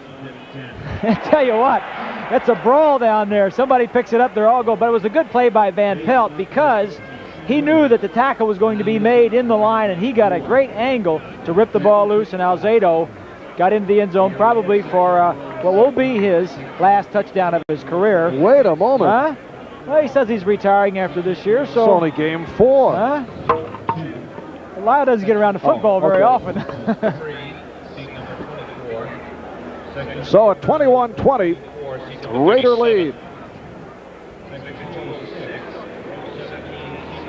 For Lyle Alzado, his first touchdown as a member of the Los Angeles Raiders. He did account for 2 points coming up with a safety for the Raiders. He's just down there now saying, oh, shucks, it was nothing. I don't see why the offense can't score. The end zone is close by. And Rod Martin had a shot at it, as you saw, but he was stripped. Here's Barr, starring the deep man. And starring takes to the 10. 20. And Fulton Walker leading the coverage downfield. So it's been a full day for Fulton in his Raider debut. I'm sure that he didn't expect to play this much coming in, just being picked up this week, but with the injury to Montgomery, he's getting a full dose of special teams work.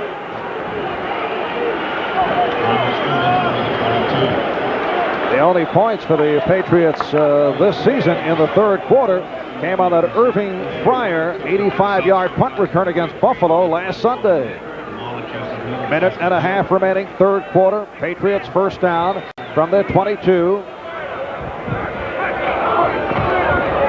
And Eason is hauled down by Howie Long. That's the first sack of the day for the Raiders for Long, his third of the season. We said at the top that the key to the offense, key to the New England Patriots was the offensive line controlling the Raiders, and Howie Long and Alzado. They've done a pretty good job up to this point, but I think the momentum has switched now where the Raiders are getting after it a little bit better. Howie Long, who grew up in Charleston, Massachusetts, played high school football in Milford, Mass.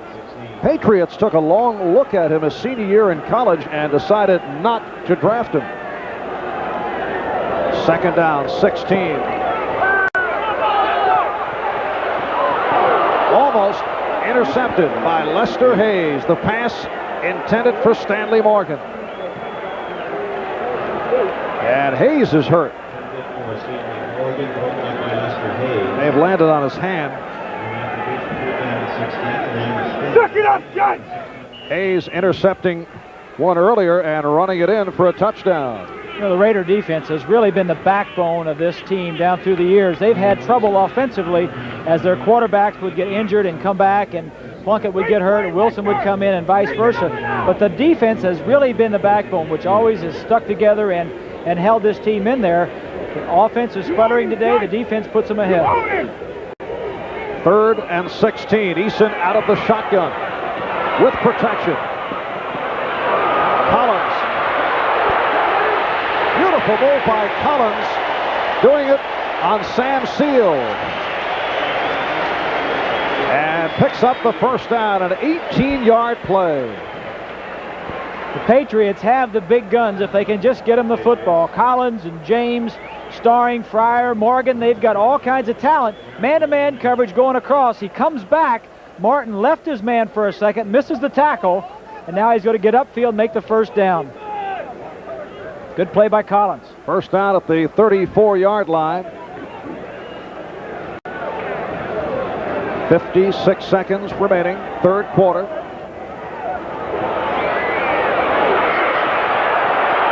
And Eason unleashing.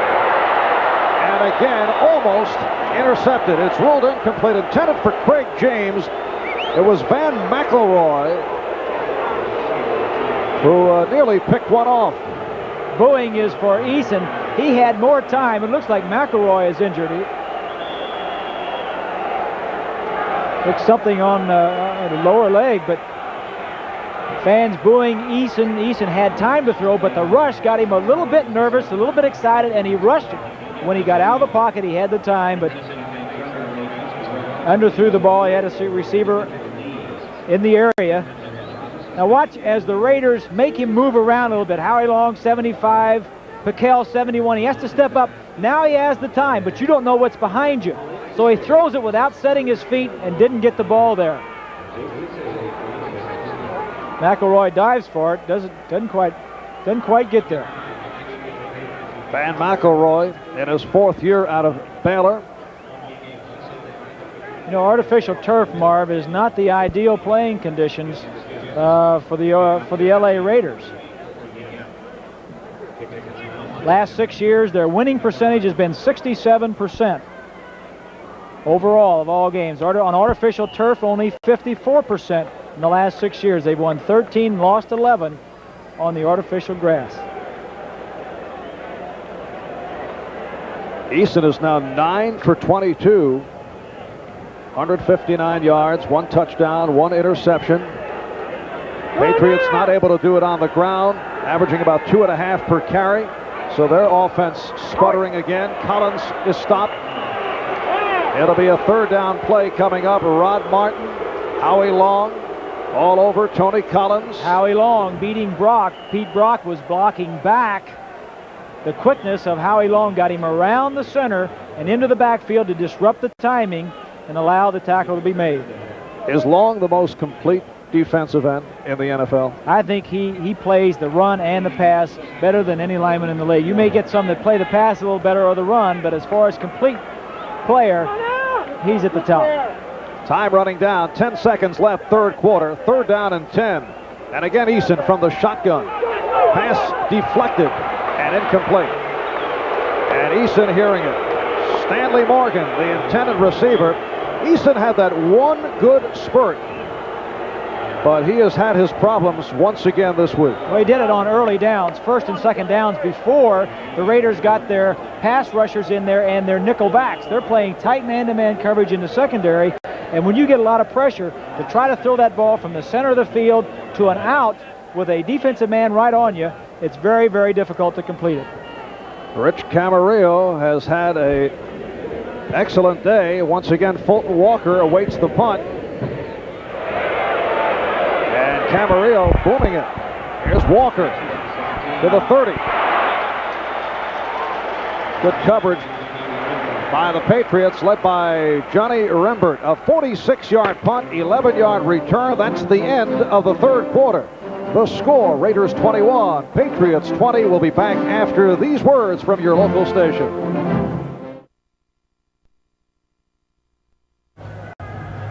All right, Bob, is this the Raiders' version of the greasy telestrator? Perhaps theirs works. As I hear it going this way, tackle comes around this way. Both guys blitzing. We'll get him for sure. Let's try it. And we're heading to the 4th quarter. Marv Albert, Bob Greasy from Foxborough. As you check out the stats through 3. Total yardage is about the same. Passing yards, it's a very close game. The turnovers and defense have been the story. Raiders by 1, 21-20, 1st down. That's Doki Williams in motion. Here's Allen. Stopped at the line. The strong safety, Roland James, combining with Andre Tippett. Good defensive play by Andre Tippett as he strings out Todd Christensen. Christensen, an excellent receiver, but you see he cannot get him hooked. He can't get him hooked. Plays him down the line, does Tippett, and then the defensive flow comes and stops him for no gain. With the glasses on, looks so mild-mannered. Andre Tippett in his 4th season out of Iowa. Marcus Allen with 72 yards on the ground has outrushed the Patriot team to this point. Hilger stumbling. That was a dangerous pass intended for Allen.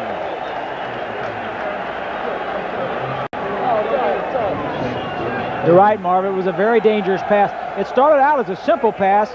The receivers are going to come down and break to the inside. Now, Allen is back here. He's going to come out of the backfield and break to the outside. The problem is Hilger waits too long to throw the football and allows the defensive back to cut it. It should have been thrown right now. He's open. But he waits too long, and now you're talking trouble. 3rd down and 10. Raiders not doing it in 3rd down situations. 2 for 11. Rusty Hilger 0 for 3 in this his NFL debut.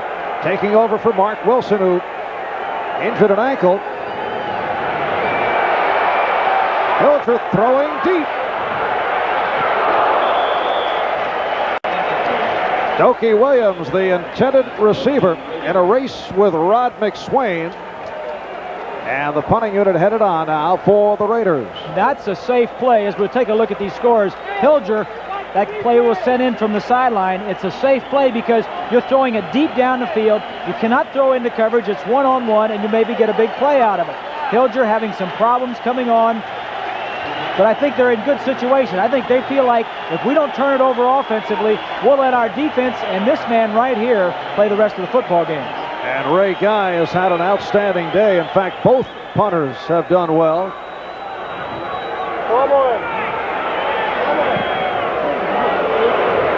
Irving Fryer at a 17. Raiders have done a good job in handcuffing Fryer. Timeout, opening minute, fourth quarter, and it's the Raiders by 1.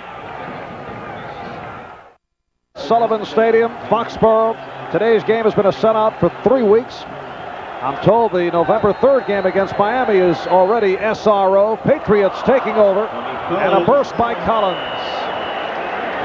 Out near the 30-yard line. 30 seconds gone by, fourth quarter, and the Raiders lead the Patriots 21-20.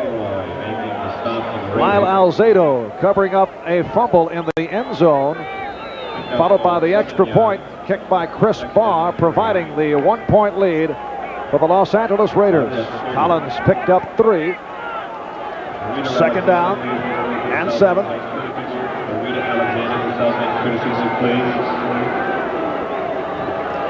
And here's James. Stopped short of the first down. Howie Long and Brad Van Pelt combining.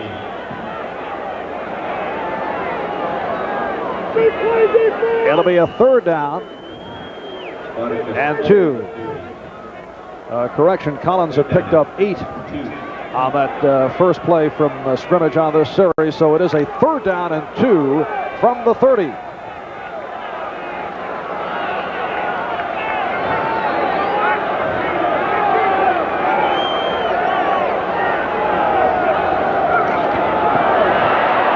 Eason in trouble. Mike Davis heading to the quarterback, Tony Eason. The Raiders were in a blitz. Mike Davis on a safety blitz. Here we'll see it again. Davis coming inside. Grogan moving around. Eason moving around on the play, not able to avoid the. I think that's the first sack, the second sack of Eason today. Pretty good protection most of the day by the Pets. And here's Camarillo back at his 11. Fulton Walker takes to the 30. 40. Running very well. He overkicked his coverage by about 25 yards. 50-yard punt, 26-yard return. We'll be right back. Take over midfield. Marcus Allen off the left side. Stopped by the inside linebacker, Larry McGrew. Coming up next on NBC Sports, the second half of the doubleheader. And most of you will see Dan Marino and the Miami Dolphins battle John Elway and the Denver Broncos. Check your local listings for the game coming up in your area. 2nd and 5, 12 minutes remaining. Fourth quarter. Raiders lead the Patriots 21-20. And Allen again. Steve Nelson on the tackle.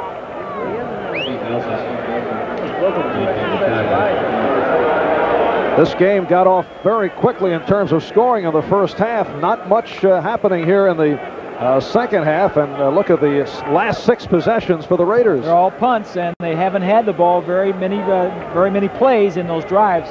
6, and the most being 6. The last possession was 4, but the complexion of their offense has changed a little bit with Hilger being in the ball game. It's been more conservative, more running, and some of the long passes down the field, which are safe passes, maybe a big play, but if not, certainly not an interception. Marcus Allen grinding it out, picked up the first down. 17 carries, 82 yards for Allen. First down at the New England 41. Here's Hawkins. Hawkins to the 38. Picked up 3. Ken Sims on the stop. Recapping in the first quarter, the interception by Lippett led to the field goal by Franklin. Then Hayes from 27 yards away on an interception, giving the Raiders the lead. Fryer hooking up with Eason. Patriots by 3. Still first quarter action. It was Dokie Williams on a 38-yard touchdown from Mark Wilson. Then Tippett on the 25-yard fumble recovery, followed by Alzado covering one up. And the Raiders lead it 21-20. We're early fourth quarter. Mix up there. Allen not able to save it. Hawkins and Hilger on a collision. That's the problem when you're a rookie quarterback in the offense. The plays are being sent in from the sideline. He either calls them incorrectly or he goes the wrong way. And Hilger is having a tough time. But again, it's a tough situation to come in and play a good defense like the Patriots. It's a 3rd down and 9. And a new look on the offensive line of the Raiders. Dave Dalby playing the last couple of series. Mosbar, who started at center, now replacing Marvin at right guard. Jordan and Lawrence at the tackles. Davis and Mosbar at the guard. And Hilger nearly put one right in the stomach of Marion, who should have had it. Fred Marion, the free safety, not able to hang on. Hilger now 0 for 5. Take a look at what Hilger is going to do. He's trying to get the ball at tight end. The tight end's going to come down the inside. Allen's going to clear out for him, and then he's going to come back. That is Christensen. Marion will come from the inside. Watch the tight end. Now watch Marion come right up inside of him, almost pick the football off. And here is Ray Guy, now from his 45-yard line. Angling to the right.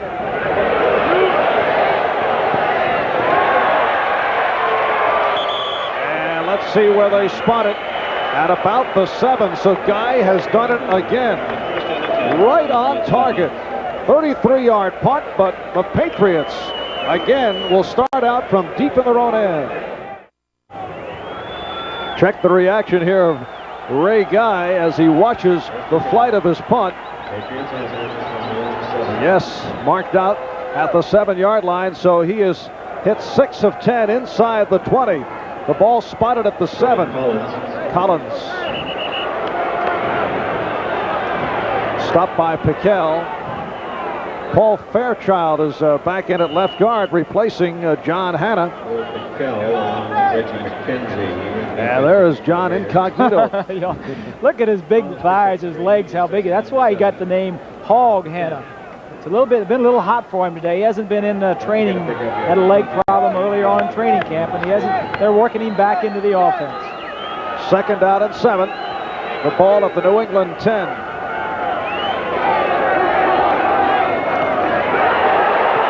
Collins with Howie Long right there.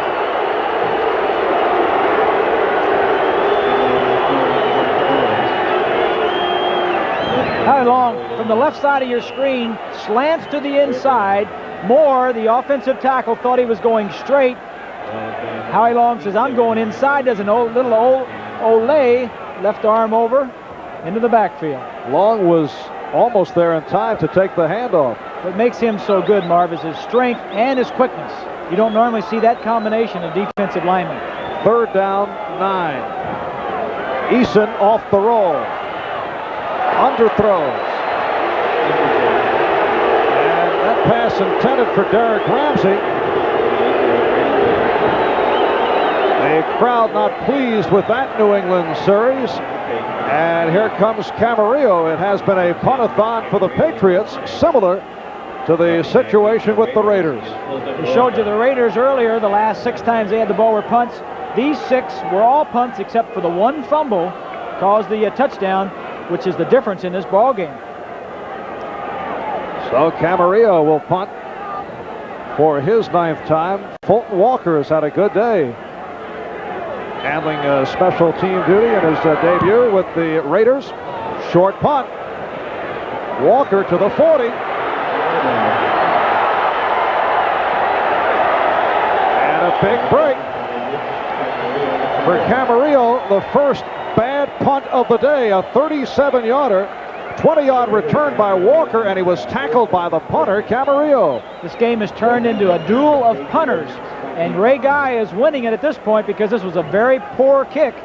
Camarillo over to make the tackle. It's how he was hurt, but if he didn't make the tackle, it was 6 points for Fulton Walker. As we mentioned earlier, Camarillo injured against the Redskins in a preseason game last year, trying to tackle Mike Nelms. Now Hilger and the Raiders, first down at the Patriot 23. Allen looking to go outside, broke a tackle. And out of bounds at the 17. Claiborne pushed him out. I'm sure Tom Flores will feel very fortunate if he can come to Foxborough, where he hasn't won. He's 0-2 in Foxborough. Have both of his starting quarterbacks, first Plunkett and then Wilson, out of the ball game, and send in a rookie, Hilger, and win this football game late in the ball game. He's doing it with a conservative offense that is running the football and a very active defense and his special teams. Wilson injuring his ankle in the third quarter. Second down and 4. They line up in the eye. Allen. Change of direction. Hilger leading him. A magnificent move by Marcus Allen, and has the first down. I'm sure that Ray Guy on the sideline is praying that Hilger doesn't get hurt, because last year, as we take another look at this play, nothing inside. The great back that he is spins out and says, if they're all over to the left, I'm going back to the right.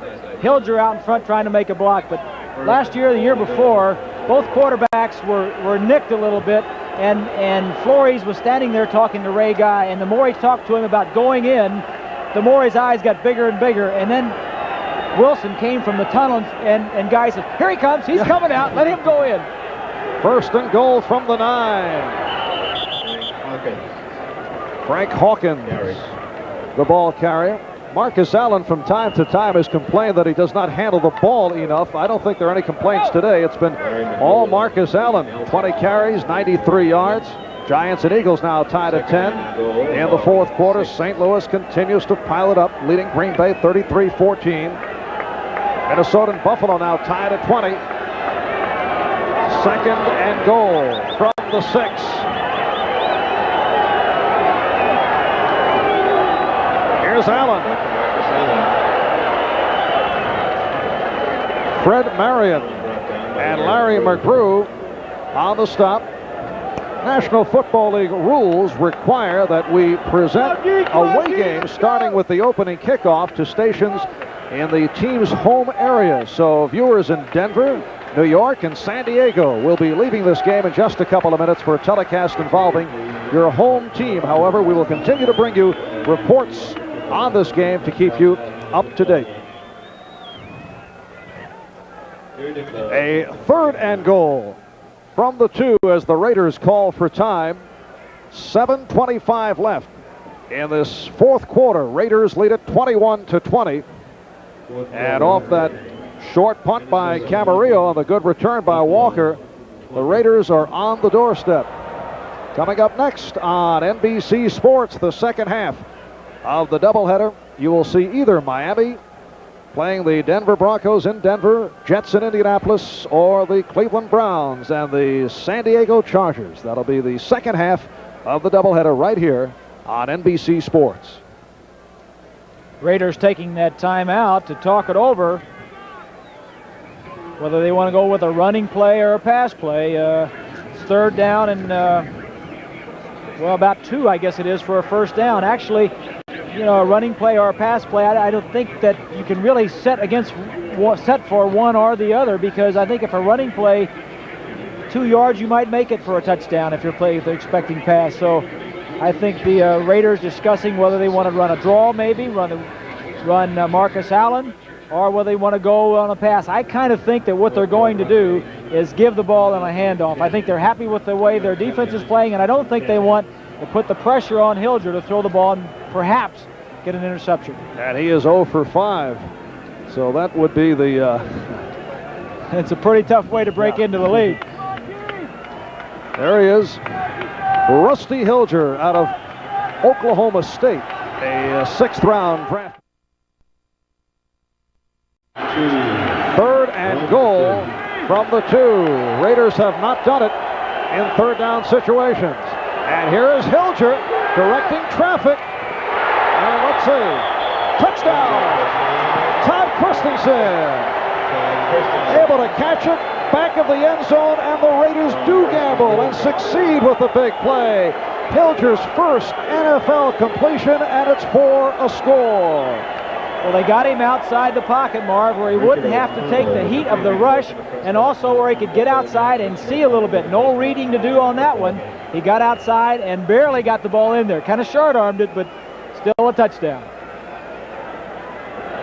Now, the conservative call is not to do it like that, as you were indicating, Bob.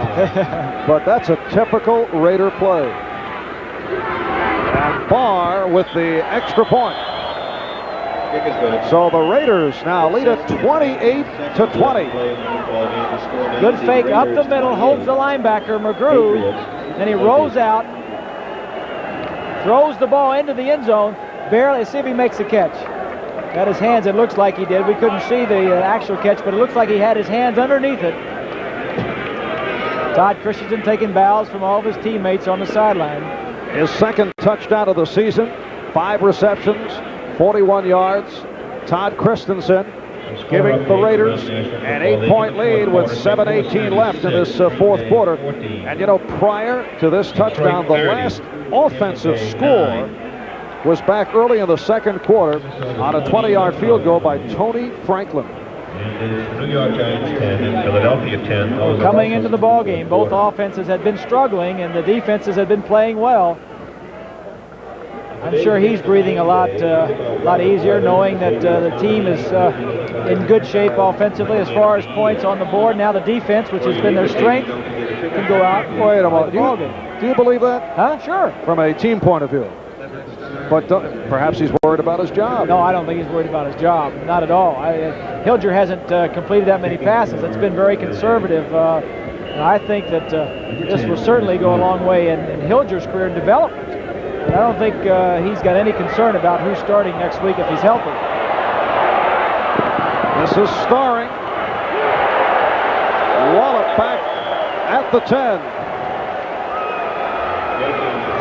Excellent coverage, led by the former Boston College standout, Steve Strahan. Mets leading the Pirates 6-4 in the 9th inning, while the Cardinals and the Expos are now tied at 5 in the 9th. Well, the Yankees over the Orioles 4-0. And this is the story coming into today. So the Yanks are now 5.5 back. And in the West, California and Kansas City coming even, both losing the last couple of days. Eason off the roll, almost picked off, but a flag throw. That went through the hands of Stacy Turan.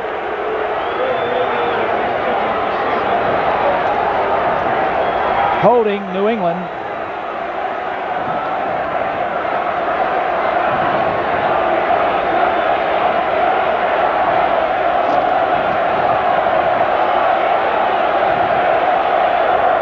Holding, number 61, offense.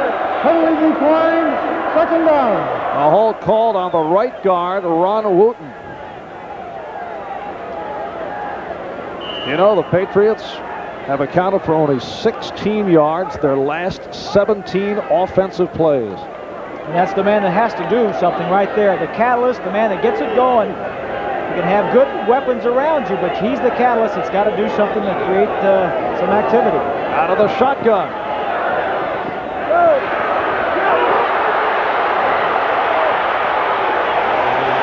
And Morgan able to break a hard pickup. McElroy making the stop. And an important play as the Patriots with a 1st down, moving it upfield. Take a look as the defensive line crossed.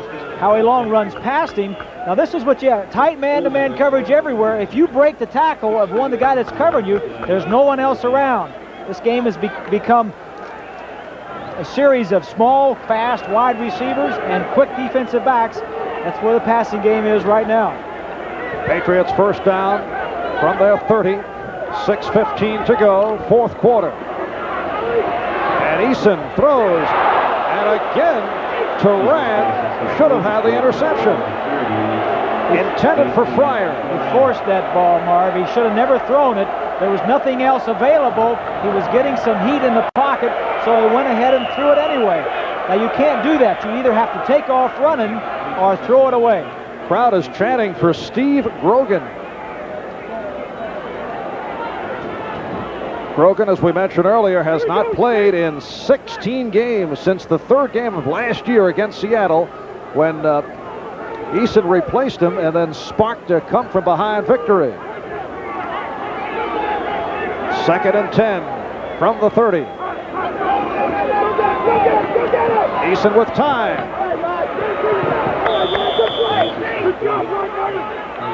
Craig James to the 35-yard line. Rod Martin on the stop. We're told that John Hanna came into today's game suffering from the flu, so he has been shuffled in and out of the lineup with Paul Fairchild coming on. Right now it's Brock at center, Wooten, Fairchild at the guards, Moore and Holloway at the tackles. 3rd down and 4.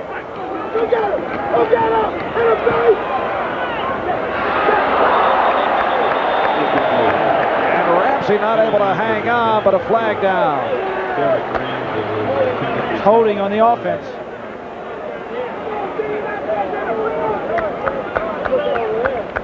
Five and a half left in this fourth quarter. The Raiders now lead the Patriots 28-20. Holding, number 67, offense. Personal foul, unnecessary roughness, number 37, defense. Penalties offset, repeat the down. Lester Hayes called for the personal foul, and the right tackle Steve Moore on the hold. Lester Hayes at the top gets a jam, number 37. The flag had already been thrown. It was for that initial jab up around the head. It's a 3rd down and 4.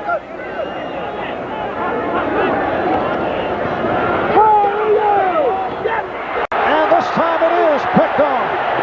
Sam Seal, 37-yard touchdown off the interception. Sam Seal, the extra defensive back out of Western State in Colorado.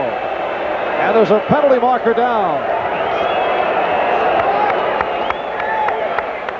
That may relate to the celebration of the end zone.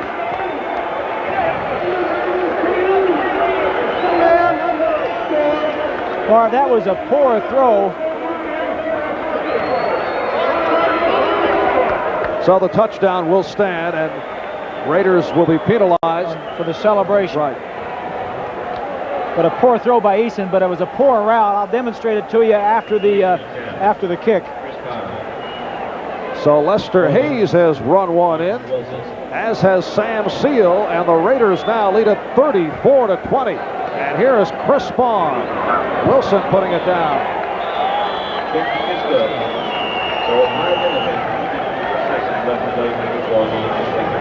Just aggressive defense.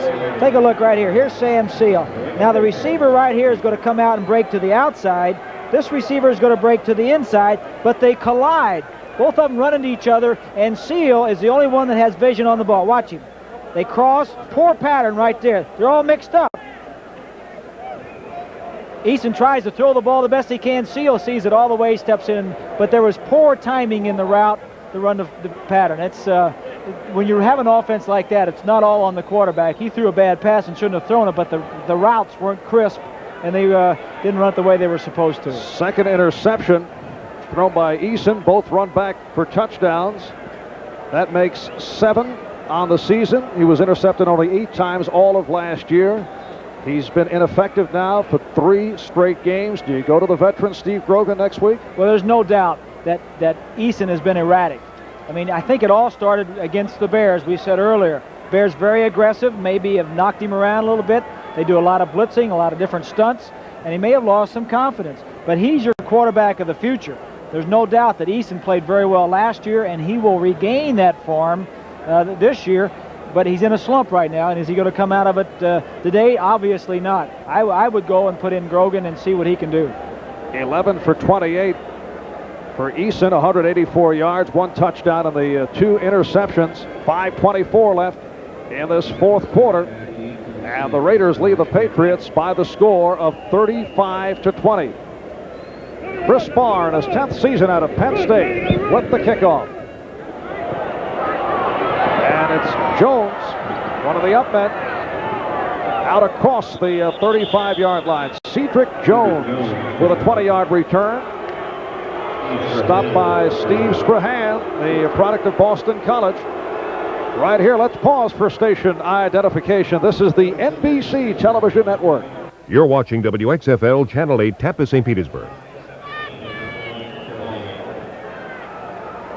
Marv Albert, Bob Greasy from Sullivan Stadium in Foxborough. The Raiders with a 35-20 lead on the Patriots. Tony Eason remaining at the helm as the Patriots go first down from their 36-yard line. Out of the shotgun. Irving Fryer across the 40. I really feel that On the reception. Raymond Berry should go ahead and put Grogan in. Eason is scarred from this game. He is not playing that well, and the only thing that's going to happen is it's going to get worse before it gets better. Here's Collins as the first down across midfield. 11-yard pass play. Rod Martin on the tackle. Patriots in the hurry-up offense. We're under 5 minutes remaining in the fourth quarter. Now Eason going deeper, deflected, and incomplete. Hayes diving for it. Morgan, the intended receiver. Like McElroy hurt himself diving for that football. Both he and Hayes driving for it. Jammed a finger or something. It's Davis, 36. And the Battle of Texas. Danny White has thrown his second touchdown, and he's put the Cowboys up 17-10. Giants and Eagles now at overtime, tied at 10. Tom Flores and his Los Angeles Raiders with a 35-20 lead on the New England Patriots. Raiders looking to even up their record at 2-2. James. So the quick handoff to Craig James, and he rips off 22 yards.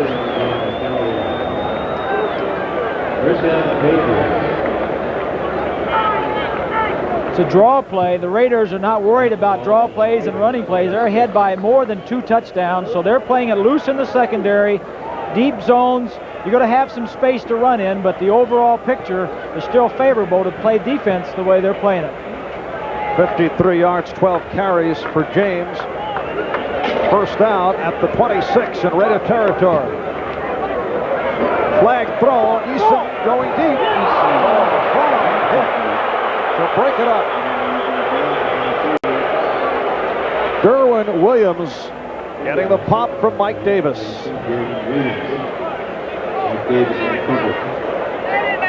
And let's see what this flag is all about. I believe it's offsides on the Raiders, Marv. The tackle's setting off the line. 99. It's setting off the line. 89. Fucking guy belongs in Arizona. Offside, number 99 defense. 5-yard penalty, first down, 5. That is Sean Jones. Called on the offside. There he is, number 99. Hey, Jack, don't let him sit in the backfield. And there's a final. Kansas City defeating Seattle 28-7. Jack, he's in the backfield.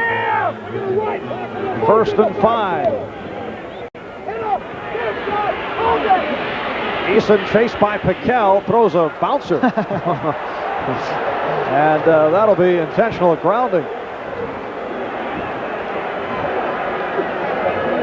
Intentional grounding. Let's see if Cedric Jones plays it on the short hump. Well, you know, they're calling more of this year than I've ever seen before, and the the definition of intentional grounding is if the ball is thrown away with the specific purpose to avert a loss, okay? Now, I think that was a pretty good call because he threw it straight into the ground. Even though there was a receiver in the area, he threw it.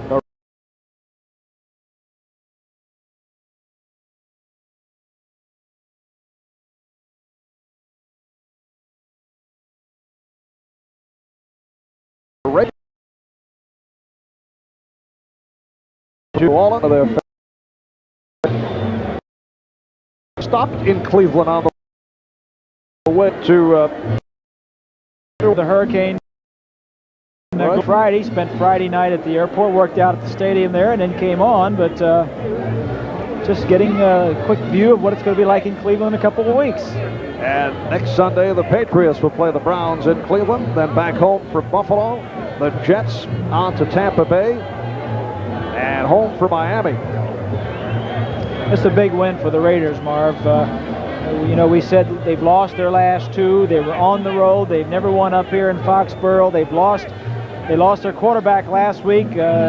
Wilson was starting for the first time. Wilson goes down in the middle of the game, and now they have a rookie in the lineup, and they still come back and win the football game convincingly by 15 points, and it's their defense. It always comes to the rescue of their offense, and if this is a game they really needed to win. Defense and a solid performance by Marcus Allen and Todd Christensen. And Fulton Walker did a good job. And Eason throwing on the run. See, it's just getting worse for Tony Eason. Jeff Barnes able to pick it off. There are times when you have to admit that the game is over and admit a loss. Take your man out of there and let somebody else come in and take the tough ending. The Raiders are sitting back now just enjoying this, and this is a tough situation. I've been through some of these, and I'll tell you, when the coach took me out, I was glad of it. Let the other guy go in and get his brains beat out. Said with such compassion. I've been through it. Jeff Barnes, 9th year out of California, coming up with his first interception of the season, and Eason picked off for the third time today. 3:28 left, fourth quarter. And the Raiders first down from their 17-yard line. Eric Jensen now in the backfield.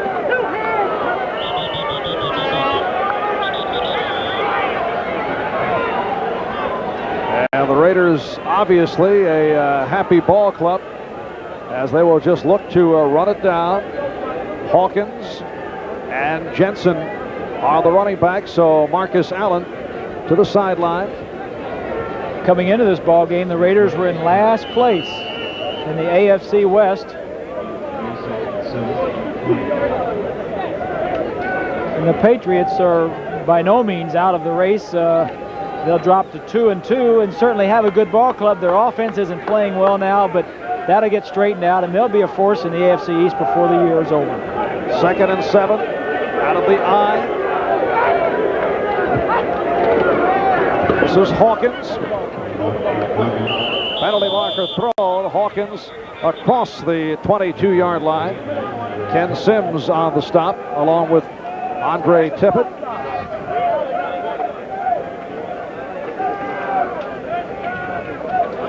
And it is against New England. Clock down to 2.5 remaining now in the fourth quarter. Illegal use of hands. Number 55 defense. 5-yard penalty. Automatic first down. Don Blackman, the outside linebacker, hit with the penalty and the automatic first down. You know, Marv, last night I had a nice conversation with Tom Flores, and we were talking about different things, and he said, you know, quarterback is the toughest position to judge. Going into the draft, drafting out of college, and then also once you have them on your team. You know, we were talking about Mark Wilson and the problems that he's had, and Plunkett, and I think Hilger, he was talking about Hilger also, and he said you can figure other positions a little easier, but quarterback, there's so many things involved. You know, you can see if he has a strong arm and if he's intelligent, but does he have that competitiveness? Does he have the heart for it? And I think you're seeing examples on both sides of the field here judging quarterbacks. And there's the 2-minute warning. We'll take this timeout back after these words. A deal. We mentioned the names such as Richard Todd and Doug Williams. Perhaps there is some interest there. Well, I think the work that Hilger has had in this ball game today will help him. He got a lot of playing time in the preseason, but having been in this ball game today under real conditions will help him if he does play next week and start. But I think that the Raiders, if depending on the severity of Wilson's ankle injury, I don't think he'll be able to play next week, but depending on the severity of it, may go outside and look for a quarterback. All right, Rusty Hilger did come up with the big play, tossing the short touchdown to Todd Christensen for his first NFL completion. He is 1 for 6 overall. 2nd down and 6 at the 33. Raiders just running out the clock. 2 minutes remaining in this 4th quarter. Here's Hawkins picking his way. Good second effort. And he is stopped. Well, picked up the 1st down. They mark it. 1st down for the Raiders. Frank Hawkins in his 5th season out of Nevada Reno. And he has won the starting job, pushing Kenny King to a backup role. King was the starting fullback. Now King backing up Marcus Allen. Down to a minute and a half left. The Raiders will even up their record at 2-2. The Patriots will fall to a record of 2-2. This time it is Jensen, Derek Jensen, a special teams spark plug in his 7th year out of Texas Arlington. Dallas just getting by Houston. Houston's playing a lot better. And the Giants over the Eagles in overtime. So the Giants now 3-1. Minnesota over Buffalo 27-20. So a string of close games. We're down to 45 seconds remaining here. 2nd down and 7.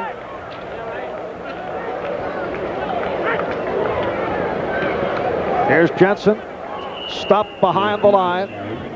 Blackman there for the tackle.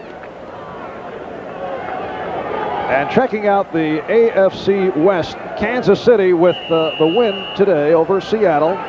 Denver playing later on against Miami. San Diego later on. Seattle with a defeat, now 2-2. And the Raiders going on to the victory here with a record of 2-2. Time has run out on the New England Patriots. So the Raiders with a bounce-back victory following the clobbering at the hands of the 49ers last week have turned it to defeat the Patriots by the score of 35-20. We'll be back in just